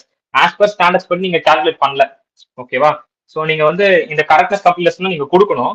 இது எல்லாத்தையும் நீங்க தப்பு பண்ணிருக்கீங்க. இதுக்கு வந்து இன்னொரு ஸ்டாண்டர்ட்ஸ் இருக்கு. இன்கம் டாக்ஸ் ஸ்டாண்டர்ட்ஸ் வந்து ICDS, income computing disclosure standards அப்படின்னு சொல்லுவாங்க. ஓகேவா? அது உங்களுக்கு இப்போ இல்ல, இந்த ஐசிடிஎஸ்ன்றதும் இல்ல. ஏன்னா அப்போ இன்டர் படிக்கும் போது இருந்துச்சு ஐசிடிஎஸ். மொத்தம் இதுக்கு ஒரு 10 ஸ்டாண்டர்ட்ஸ். நத்திங். எப்படி அக்கௌண்டிங் ஸ்டாண்டர்ட்ஸ் பாத்தீங்க இதுல ஃபினான்ஷியல் அக்கௌண்டிங்ல அக்கௌண்டிங் ஸ்டாண்டர்ட்ஸ் வரும். இப்போ படிப்பீங்க அது. அட என்னப்பா, கார்பரேட் அக்கௌண்டிங்ல வந்து நீங்க பாத்தீங்க இல்லையா அக்கௌண்டிங் ஸ்டாண்டர்ட்ஸ் உங்களுக்கு. அதே மாதிரி இன்கம் டாக்ஸ்க்கும் ஸ்டாண்டர்ட்ஸ் இருக்கு. ஐசிடிஎஸ் சொல்லுவாங்க. ஓகேவா? சோ ஒரு 10 இருக்கு. ஸோ அதுபடிதான் நீங்க பண்ணணும். அந்த ஸ்டாண்டர்ட்ஸ் படி தான் நீங்க வந்து கம்ப்யூட் பண்றதை பண்ணணும். பட் ஃபார்ச்சுனேட்லி உங்களுக்கு அது இல்லை. அன்பார்ச்சுனேட்லி சொல்றது இல்லை, ஃபார்ச்சுனேட்லி அது உங்களுக்கு இல்லை. ஐசிடிஎஸ் இல்லை. ஸோ ஃபைனல்ல தான் இருக்கு. பட் நீங்க அதுல போய் படிப்பீங்க ஸ்டாண்டர்ட்ஸ் என்னென்ன இருக்கு அப்படின்ட்டு. ஸோ அந்த மாதிரி வந்து பாத்தீங்கன்னா அந்த ஸ்டாண்டர்ட்ஸ் படி அந்த அசசி வந்து அதை பண்ணல. ஓகேவா? அது அப்படி பண்ணல அப்படின்னாலும் என்ன சாட்டிஸ்ஃபை ஆக மாட்டாரு. அவர் அசசிங் ஆஃபீஸர் வந்து சாட்டிஸ்ஃபை ஆக மாட்டாரு. இல்ல தம்பி நீ தப்பா பண்ணிருக்க அப்படின்னு நம்ம கிட்ட வந்து சொல்லுவாரு. ஸோ அந்த மாதிரி இருக்கு அப்படின்னா இந்த மாதிரி சுச்சுவேஷன் இருக்கு. அசசி வந்து அதுக்கு ரிப்ளைவே கொடுக்கல அப்படின்னும் போது ஏஓ என்ன பண்ணுவாருன்னா பெஸ்ட் ஜட்ஜ்மெண்ட் அசஸ்மெண்ட் ஓடிடுவாரு. 144 144 தடை. என்ன தடை? Best judgment. அதாவது பழையபடி ஆல்ரெடி எப்படி போன வருஷத்துல எப்படி ஃபைல் பண்ணிருக்காங்களோ லாஸ்ட் இயர் பேஸ் பண்ணி, லாஸ்ட் இயர்ல அவங்க எப்படி ஃபைல் பண்ணிருக்காங்க, எவ்வளவு ப்ராஃபிட் இருக்கோ அதை பேஸ் பண்ணி கரண்ட் இயருக்கு அசசிங் ஆஃபீஸரே ஃபைல் பண்ணிடுவார். கரண்ட் இயருக்கு ஏஓவே ஃபைல் பண்ணிடுவார். அதுதான் பெஸ்ட் ஜட்ஜ்மெண்ட். அதாவது நீங்க கொடுத்துருக்கீங்கப்பா அக்ரூவல் பேசிஸ் கேஷ் பேசிஸ், நீங்க வந்து கேஷ் பேசிஸ்ல மெயின்டைன் பண்ணிருக்கீங்க. நீங்க கொடுத்துருக்கிறது எல்லா ரெக்கார்டும் தப்பு. அதே மாதிரி நீங்க அக்கௌண்டிங் ஸ்டாண்டர்ட்ஸ் படி பண்ணல. சில மிஸ்டேக்ஸ், நிறைய மிஸ்டேக்ஸ் இருக்கு. அந்த உங்ககிட்ட ரிப்ளைவும் இல்ல. திரும்ப நோட்டீஸ் கொடுத்து பார்த்தோம் நீங்க வந்து அதுக்கு ரெஸ்பான்ஸ் பண்ணல அப்படின்னும் போது அசசிங் ஆஃபீஸர் என்ன பண்ணுவார்னா டைரக்டா பெஸ்ட் ஜட்ஜ்மெண்ட் உள்ள போயிடுவாரு. ஓகே, நான் வந்து லாஸ்ட் இயர் நீங்க எவ்வளவு இன்கம் வச்சிருந்தீங்களோ எவ்வளவு அது என்ன மெத்தட்ல நீங்க கால்குலேட் பண்ணீங்களோ, ஏன்னா லாஸ்ட் இயர் வந்து ஃபைல் பண்ணிருக்கணும் இல்லையா? இந்த வருஷம் தானே குளறுபடி ஆகுது. போன வருஷம் ஃபைல் பண்ணிருக்கணும். அதர்வைஸ் பிசினஸ் ரன் பண்ண முடியாது. கவர்மெண்ட் ரன் பண்ண விட்டுருக்க மாட்டான். இப்ப போன வருஷம் நீ கண்டிப்பா ஃபைல் பண்ணிருப்பல. அதை பேஸ் பண்ணி நான் எடுத்துக்கிறேன். இன்கேஸ் இப்பதான் நீ நியூ அந்த பிசினஸ்க்கு, அப்போ நியூ அப்படின்னும் போது உன்ன மாதிரியே ஒருத்தர் பிசினஸ் பண்ணுவான். சிமிலரா அவனுக்கு நான் எப்படிலாம் டாக்ஸபிள் பண்ணிருக்கேன், என்னென்ன மெத்தட் யூஸ் பண்ணிருக்கணும், அதே மாதிரி உனக்கு நான் பண்ணிக்கிறேன் அப்படின்னு சொல்லிட்டு பெஸ்ட் ஸ்டேட்மெண்ட் உள்ள போயிடுவாரு அசிங் ஆஃபீஸர். நீ அக்ரூவல் எடு, கேஷ்ல எடு. ஆனா நான் பெஸ்ட் ஸ்டேட்மெண்ட் உள்ள போயிட்டேன் அப்படின்னா நான் என்ன யோசிக்கணும் அதுபடிதான் நான் அசஸ் பண்ணுவேன், அதுபடிதான் நான் உங்க ரிட்டர்னை ஃபைல் பண்ணுவேன், அதுபடிதான் நீ டாக்ஸ் கட்டணும் அப்படின்னு சொல்லிடுவாங்க. பெஸ்ட் ஸ்டேட்மெண்ட் அசஸ்மெண்ட் உள்ள போயிட்டு நான் இதை பெஸ்ட் பண்ணா கால்குலேட் பண்ணிட்டு நீ இவ்வளவு டாக்ஸ் கட்டணும் அப்படின்னு சொல்லிடுவாங்க. அதுதான் பெஸ்ட் ஸ்டேட்மெண்ட் அசஸ்மெண்ட் 144 செக்ஷன். ஓகேவா? இதெல்லாம் நீங்க படிப்பீங்க எங்கன்னா ஃபைலிங் பண்ற இடத்துல படிப்பீங்க. ஃபைல் பண்ற இடத்துல அதெல்லாம் படிச்சீங்க அப்படின்னா இங்க பார்க்கும்போது அது ஈஸியா இருக்கும். இப்போ ஃபர்ஸ்ட் டைம் பார்க்கும்போது கொஞ்சம் என்னடா அப்படின்ற மாதிரி தான் இருக்கும். பட் ஃபைல் பண்ற செக்ஷன் சில வந்து இருக்கு. ஓகேவா? ஸோ இதெல்லாம் நீங்க அங்க படிச்சீங்க அப்படின்னா அது ப்ராசஸ் என்னென்ன நடக்குதுன்னு தெரியும். உடனே பெஸ்ட் ஸ்டேட்மெண்ட் உள்ள போயிட மாட்டான். நோட்டீஸ் எல்லாம் கொடுப்பான். இந்த மாதிரி நீங்க இங்க தப்பு பண்ணிருக்கீங்க அப்படின்னு நம்மளுக்கு நோட்டீஸ் எல்லாம் வரும். அந்த நோட்டீஸ்க்கு நம்ம வித்தின் 30 days ரெஸ்பாண்ட் பண்ணணும். டைம் லிமிட்டும் இருக்கு. ஓகேவா? ரெஸ்பாண்ட் பண்ணதுக்கு அப்புறம் மறுபடியும் நோட்டீஸ் 2 தருவான் அந்த ரெஸ்பான்ஸை பேஸ் பண்ணி. அதுக்கப்புறம் நீங்க அதுக்கு ஒரு ரெஸ்பான்ஸ் தரும். மேபி அந்த ரெஸ்பான்ஸ் மறுபடியும் சாட்டிஸ்ஃபை ஆனா அப்படின்னா ஏத்துப்பான். சாட்டிஸ்ஃபை ஆகல அப்படின்னா பெஸ்ட் ஸ்டேட்மெண்ட் உள்ள போவோம். ஓகேவா? சோ இந்த மாதிரிலாம் இருக்கும். ஒரு டேஸ்லாம் கால்குலேட் பண்ணி ஒரு கேப் கொடுத்துதான் இதெல்லாம் நடக்கும். ஓகேவா? சோ டைரக்டா எடுத்த உடனே உள்ள போந்துட மாட்டானுங்க. So this is all about this section, chargeability section. ஓகேவா? ஏன்னா இதெல்லாம் பின்னாடி நீங்க படிச்சீங்க அப்படின்னா இங்க வந்து அந்த பாயிண்ட்ஸ் பார்க்கும்போது உங்களுக்கு ஈஸியா அண்டர்ஸ்டாண்ட் ஆகும். பின்னாடி நீங்க படிக்கல அப்படின்றதுனால இதெல்லாம் நான் சொல்றேன். ஓகேவா? சோ மத்த பாயிண்ட்ஸ் எல்லாம் நீங்க படிச்சாலே உங்களுக்கு அண்டர்ஸ்டாண்ட் ஆகும். சோ இதெல்லாம் நீங்க கோ த்ரூ பண்ணுங்க. 1 2 3 4 5 6 அதுக்கடுத்து 7ம் அதுக்கப்புறம் இந்த சார்ட்டபிலிட்டில ஒரு எக்ஸம்ஷன் கொடுத்துருக்கான். இதெல்லாம் எக்ஸம்ஷன் கொடுத்துருக்கான். இதெல்லாம் டிஸ்கஸ் லேட்டர் இன் சாப்டர்னு அவனே கொடுத்துட்டான். ஸோ அதனால இது ஜஸ்ட் ஒரு கோ த்ரூ பண்ணுங்க, நம்ம பின்னாடி பார்ப்போம். ஓகேவா?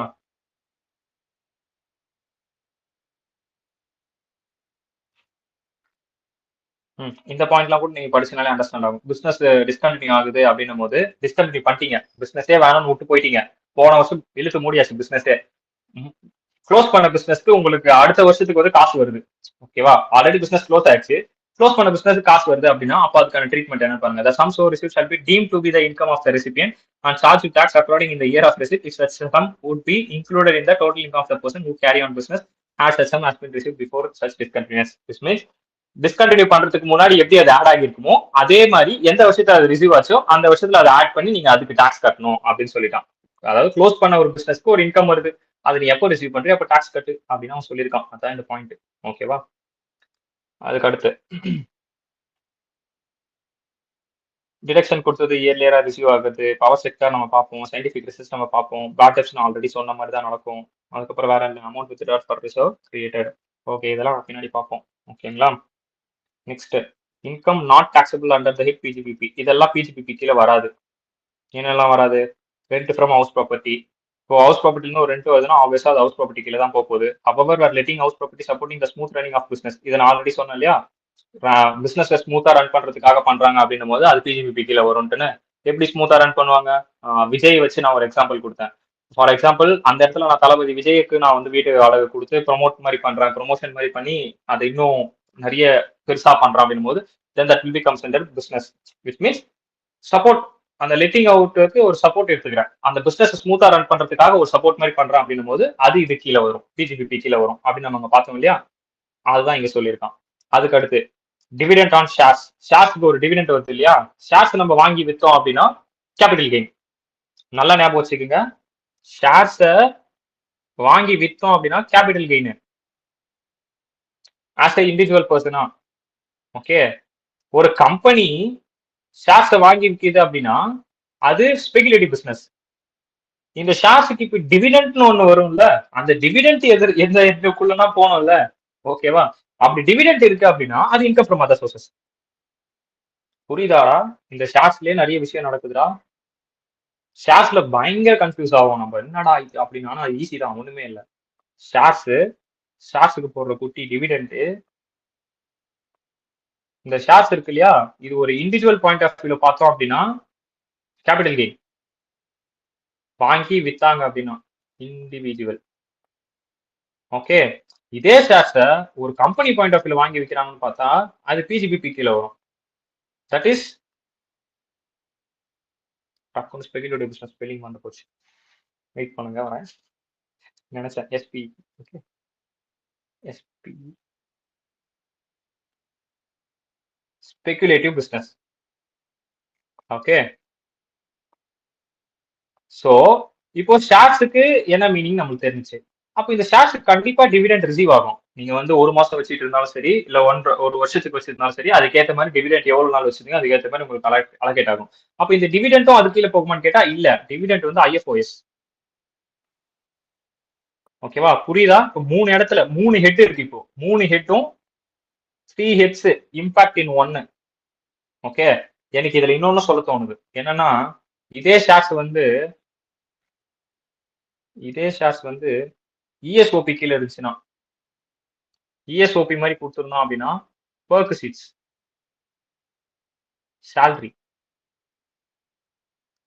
4வது ஹெட். புரியுதா? ஒரே விஷயம் தான் ஷேர்ஸ். அந்த ஷேர்ஸ் வந்து எப்படி வந்து 4 ஹெட்டையும் அஃபெக்ட் பண்ணுதுன்னு உங்களுக்கு புரியுதா? ஓகேவா? ஸோ அதுக்கேற்ற மாதிரி அந்த இடம் பொருள் ஏவலுக்கு ஏற்ற மாதிரி நம்ம மாத்திக்கணும். அதையும் கரெக்டா எந்தெந்த ஹெட்டுக்கு வரும். டிவிடெண்ட் வந்து இண்டிவிஜுவல் கம்பெனிலாம் டிஃபர் ஆகாதானா?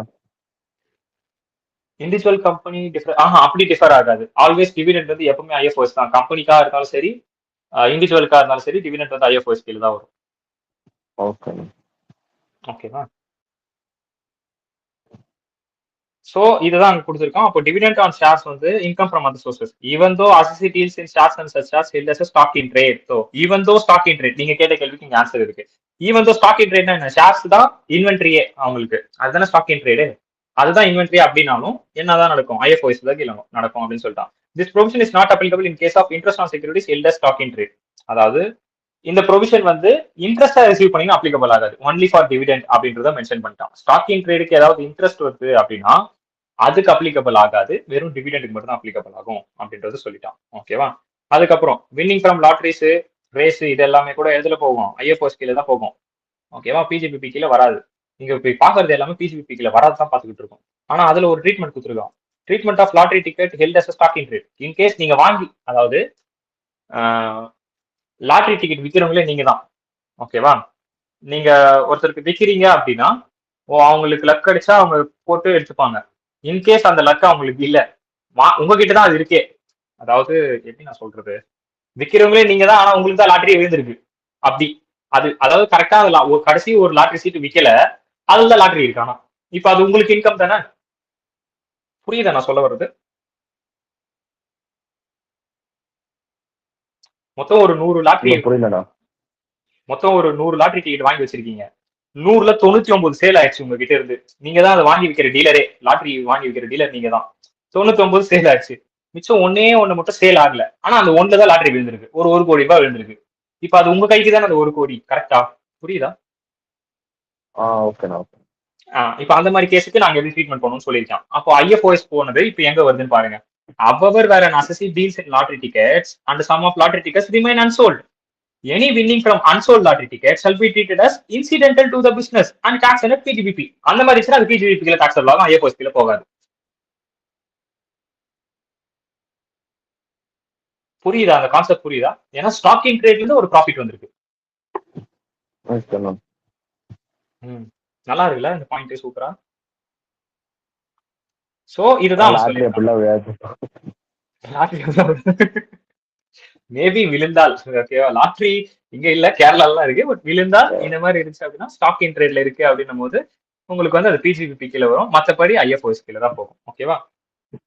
ஜென்ரலா மற்றவங்களுக்கு இப்போ ஒரு நார்மல் பர்சனுக்கு வந்து அந்த மாதிரி லாட்ரி விழுந்துன்னா அது எப்படி நான் இது ஆகும்? ஐஎஃப்ஓஎஸ் கீழே போயிடும். அவங்க அதாவது அந்த பர்சனுக்கு விழுந்துச்சுன்னா அந்த person comes under IFoS head, அவங்க அந்த ஹெட்ல காமிச்சிருவாங்க. Okay okay. ஆனா நீங்க அதை பிசினஸா பண்றீங்கன்னா அதுதான் உங்களுக்கு ஸ்டாக் இன் ட்ரேடு, அதாவது வாங்கி விற்கிறீங்கன்னா அதுதான் உங்களுக்கு இன்வென்ட்ரியே, அந்த மாதிரி. ஓகேவா? டன். அதுக்கப்புறம் 10, 11, 13A. இந்த 11, 13A ரெண்டும் சேரிட்டபிள் ட்ரஸ்ட் ரிலேட்டடா இருக்கும். ஓகேவா? இந்த 2 செக்ஷனும். இந்த 10 வந்து ஆல்ரெடி நீங்க பாத்தீங்களா, சாப்டர் 4 10 எக்ஸம்ஷன். அந்த எக்ஸம்ஷன் அந்த மாதிரி இருக்க எக்ஸம்டட் இன்கம் ஏதாவது இருக்கு அப்படின்னா அது எதுவுமே பிஜிபிபி கீழே வராது. மறந்துடாதீங்கன்னா படிச்சுட்டு இருக்க 8 வந்து நாட் டாக்ஸபிள் அண்டர் பிஜிபிபி தான் படிச்சுட்டு இருக்கோம். ஓகேவா? சில டைம் பிஜிபிபி அப்படிதான் பண்ணும். என்ன பண்ணும்னா இது உள்ள போயிட்டே இருக்கும்போது இந்த ட்ரீட்மெண்ட்லாம் பார்க்கும்போது இந்த இன்கம்லாம் பிஜிபிபிக்கு டாக்ஸபிள் ஆகுது அப்படின்னு பார்த்துருவோம். ஆமா, அப்ப டாக்ஸபிள் பத்தி தான் படிச்சுட்டு இருக்கும் போல அப்படின்னு நினைச்சுப்போம். பார்த்தா ஹெட் வந்து நாட் டாக்ஸபிள் அண்டர் பிஜிபிபின்னு இருக்கும். ஓகேவா? ஒரு ஒரு ஒரு டைம் அப்படிதான் வந்து ஒரு கிளாஸ் எடுத்துட்டு போயிட்டே இருக்கும். நான் வாட் நடத்தினே வந்து இந்த ப்ரொவிஷனை ஹெட்டே மறந்துச்சு எல்லாருக்குமே. என்ன ஹெட்டுடா அப்படின்னா, ஆனா இது நாட் டாக்ஸபிள் தான், எப்போ நான் இங்க வருது அப்படின்னு ஒருத்தன் எங்கேயே கேட்டான். இல்லடா இது ட்ரீட்மெண்ட் இப்படி இருக்கு. எனக்கு அப்பதான் புரிஞ்சுது.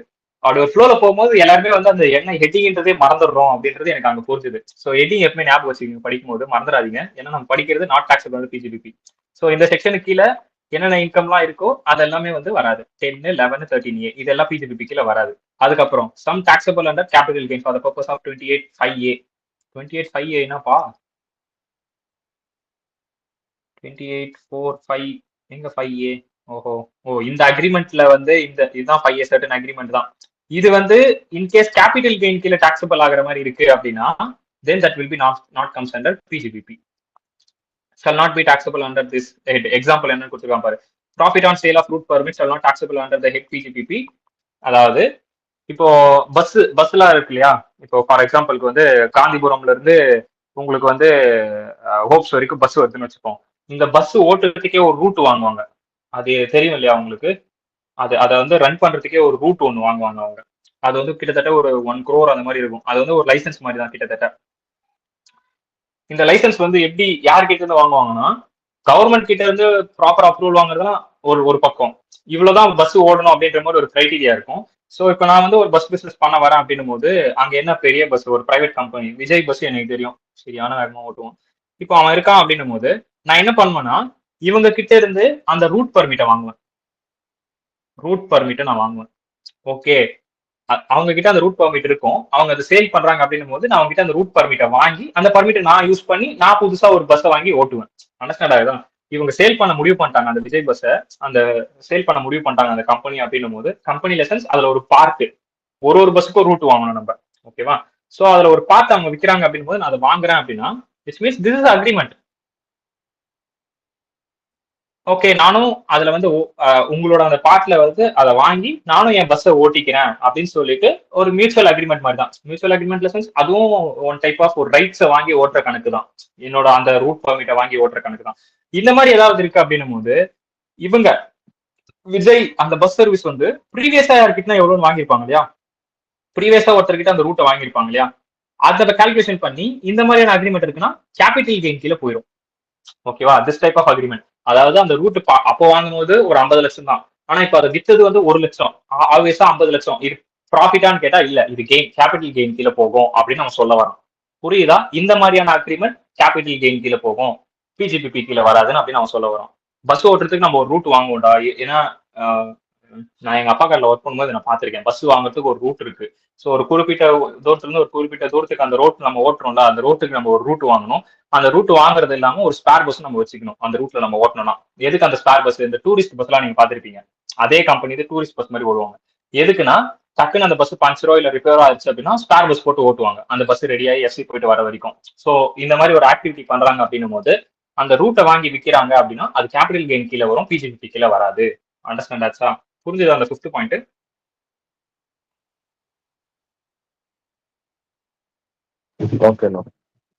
ஓகேவா?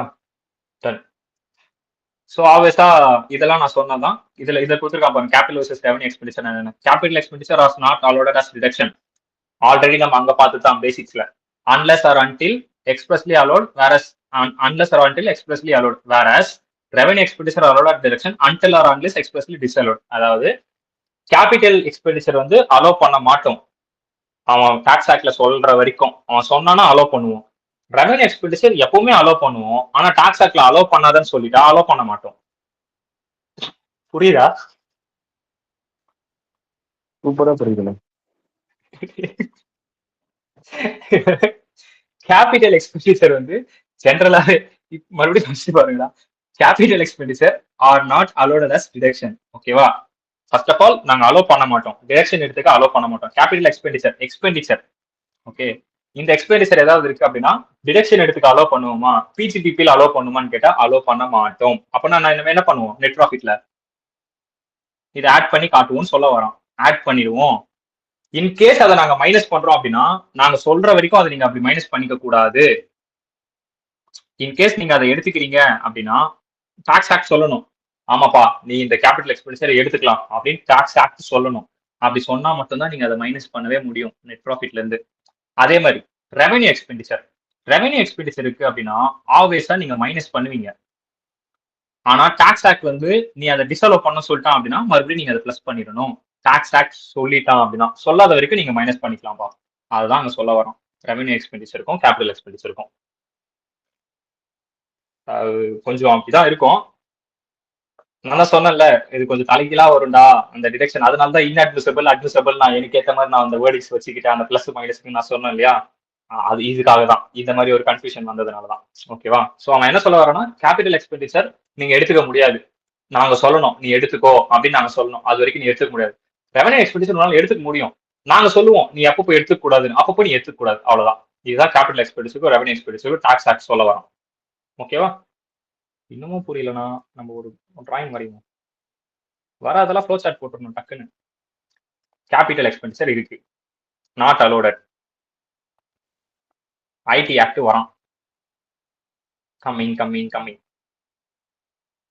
ஓகே நாட் அலோடா, சரி certain things are allowed.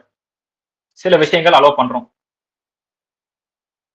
Okay நாங்களா சொல்ற வரைக்கும், நாங்க சொல்லிட்டோம் அப்போதான் உங்களுக்கு அலோடட், அதர்வைஸ் அது not allowed. Revenue expenditure always allowed, IT act வரும். ஓகே வந்துட்டு என்ன சொல்றோம் அப்படின்னா சில விஷயங்கள் நாட் அலோடட் சொல்றோம். சர்டன் திங்ஸ் நாட் அலோடட் சொல்றோம் இங்க. ஓகேவா? அவ்வளவுதான். நீ எப்பவுமே அலோவ் பண்ணிட்டீங்க ரெவன்யூ எக்ஸ்பெண்டிச்சர் ஆயிடுச்சுன்னா. ஆனா ஐடி ஆக்ட் உள்ள பூந்து இல்ல இல்ல இந்த ரெவன்யூ எக்ஸ்பெண்டிச்சர் நீ எடுக்கக்கூடாது, இந்த ரெவன்யூ எக்ஸ்பெண்டிச்சர் எடுக்கக்கூடாது அப்படின்னு அவன் வந்து சொல்லுவான். அப்படி சொன்னானா நீ அதெல்லாம் எடுத்துக்க கூடாது. கேபிட்டல் எக்ஸ்பெண்டிச்சர் ஆகஸ்ட் நம்ம எடுத்துக்கவே மாட்டோம். அவனே உள்ள பூந்து இதெல்லாம் நீ எடுத்துக்கலாம்ப்பா அப்படின்னு அவனே சொல்லுவான்.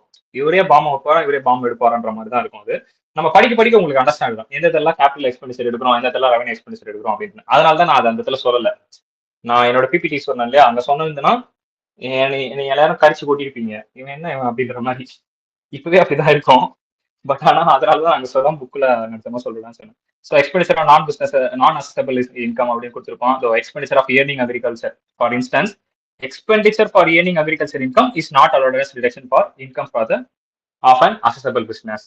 அசஸ்டபிள் பிசினஸ்ல அது இன்க்ளூட் ஆகாது. அக்ரிகல்ச்சர் இன்கம் ரிலேட்டடா நீங்க ஏதாவது பண்ணிருந்தீங்க அப்படின்னா அப்படின்ற மாதிரி. ஓகே அதுக்கப்புறம் மஸ்ட் பி ரிலேட்டட், என்ன ஒரு நோட் கொடுத்துருக்கான், இது நம்ம ஆல்ரெடி பார்த்தோம். மஸ்ட் பி ரிலேட்டட் என்ன note, in case of incur expenditure for is own business this me that mere fact that benefit of such expenditure enjoyed by some other persons cannot deny the admissibility of the expenditure, which means இப்போ நீங்க அந்த expenditure ஒன்று பண்ணீங்க இல்லையா உங்க business ரிலேட்டடா, அது வந்து வேற எதனா ஒரு பர்சன் வந்து என்ஜாய் பண்ற மாதிரி இருக்கணும். நீங்க அந்த எக்ஸ்பெண்டிச்சர் பண்ணி நீங்களே அதுல என்ஜாய் பண்ற மாதிரி இருந்தா அது பிசிபிபிக்குள்ள இன்க்ளூட் ஆயிடும். ஓகேவா?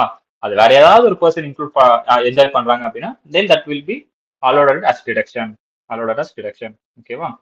அதுக்கப்புறம் anticipated loss or expenditure subject to certain expenditure no deduction or order for anticipated losses. Example parent, அதாவது இதுடா PBD bad and doubtful debts, provision for bad and doubtful debts. ஓகேவா? அதுக்கப்புறம் நோஷனல் எக்ஸ்பெண்டிச்சர் ஆல்ரெடி நம்ம பார்த்தோம். No can earn himself or self, அவங்களுக்கு அவங்களே rent கட்டிக்கிறது, அவங்களுக்கு அவங்களே சேலரி கொடுத்துக்கிறது, அதெல்லாம் வந்து நோஷனல் எக்ஸ்பெண்டிச்சர், அதெல்லாம் வந்து டிஸ்அலோடட். அப்புறம் ஓனர்ஸ் ஆஃப் ப்ரூஃப் வந்து வச்சிருக்கணும். ஓகேவா? அதுக்கப்புறம் செக்ஷன் 29 என்ன சொல்லுது அப்படின்றத நம்ம பார்த்தோம். ஸோ இப்போ செக்ஷன் 30ல நிக்க வச்சிருக்கோம் ரெண்ட் அண்ட் ரைட்ஸ். ஸோ இப்போ நம்ம என்னன்னா so up to this point வரைக்கும் நான் மறுபடியும் எதுக்கு உங்க புக்ல வந்தேன்னா இந்த தேரி எல்லாம் கொஞ்சம் இம்பார்ட்டன்ட்.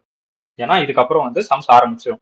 டெப்ரிசியேஷன் வந்துருச்சு அப்படின்னாலே டப்புன்னு சம்ஸ் போயிடும். ஏன்னா இதுக்கப்புறம் டைரக்டா சம்ஸ் உள்ள இறங்குற மாதிரி தான் இருக்கும். ப்ரொவிஷன்ஸ் எல்லாம் பார்த்து போற மாதிரி இருக்காது, ஏன்னா நிறைய ப்ரொவிஷன்ஸ் இருக்கும். So up to this point இந்த தேரிஸ் எல்லாம் நீங்க என்ன பண்ணணும்னா கான்ஃபிடென்ட்டா இருக்கணும். விச் மீன்ஸ் அப்கோர்ஸ் எனக்கு இதெல்லாம் தெரியும், இப்படி நடந்தா இது பிஜிபிபி, இதுல வரலன்னா அது கேபிட்டல் கெயின், எதெல்லாம் அலோடட் எதெல்லாம் டிஸ்அலோடட் அப்படின்னு நீங்க தெரியணும் அப்படின்றதுக்காக தான் நான் இது எல்லாத்தையும் ஒரு கோத்ரூ பண்ணேன். ஓகேவா? ஸோ இது எல்லாத்தையும் படிச்சிருங்க. நம்ம நெக்ஸ்ட் கிளாஸ்ல இருந்து போகும்போது டைரக்டா ப்ரொவிஷன்ஸ் எல்லாம் இல்லாம டைரக்டா சம்ஸே அப்ரோச் பண்ற மாதிரி தான் இருக்கும். டக்குன்னு ப்ரொவிஷன்ஸ் பார்த்து சம்ஸ் அப்ரோச் பண்ற மாதிரி இருக்கும். ஓகேவா?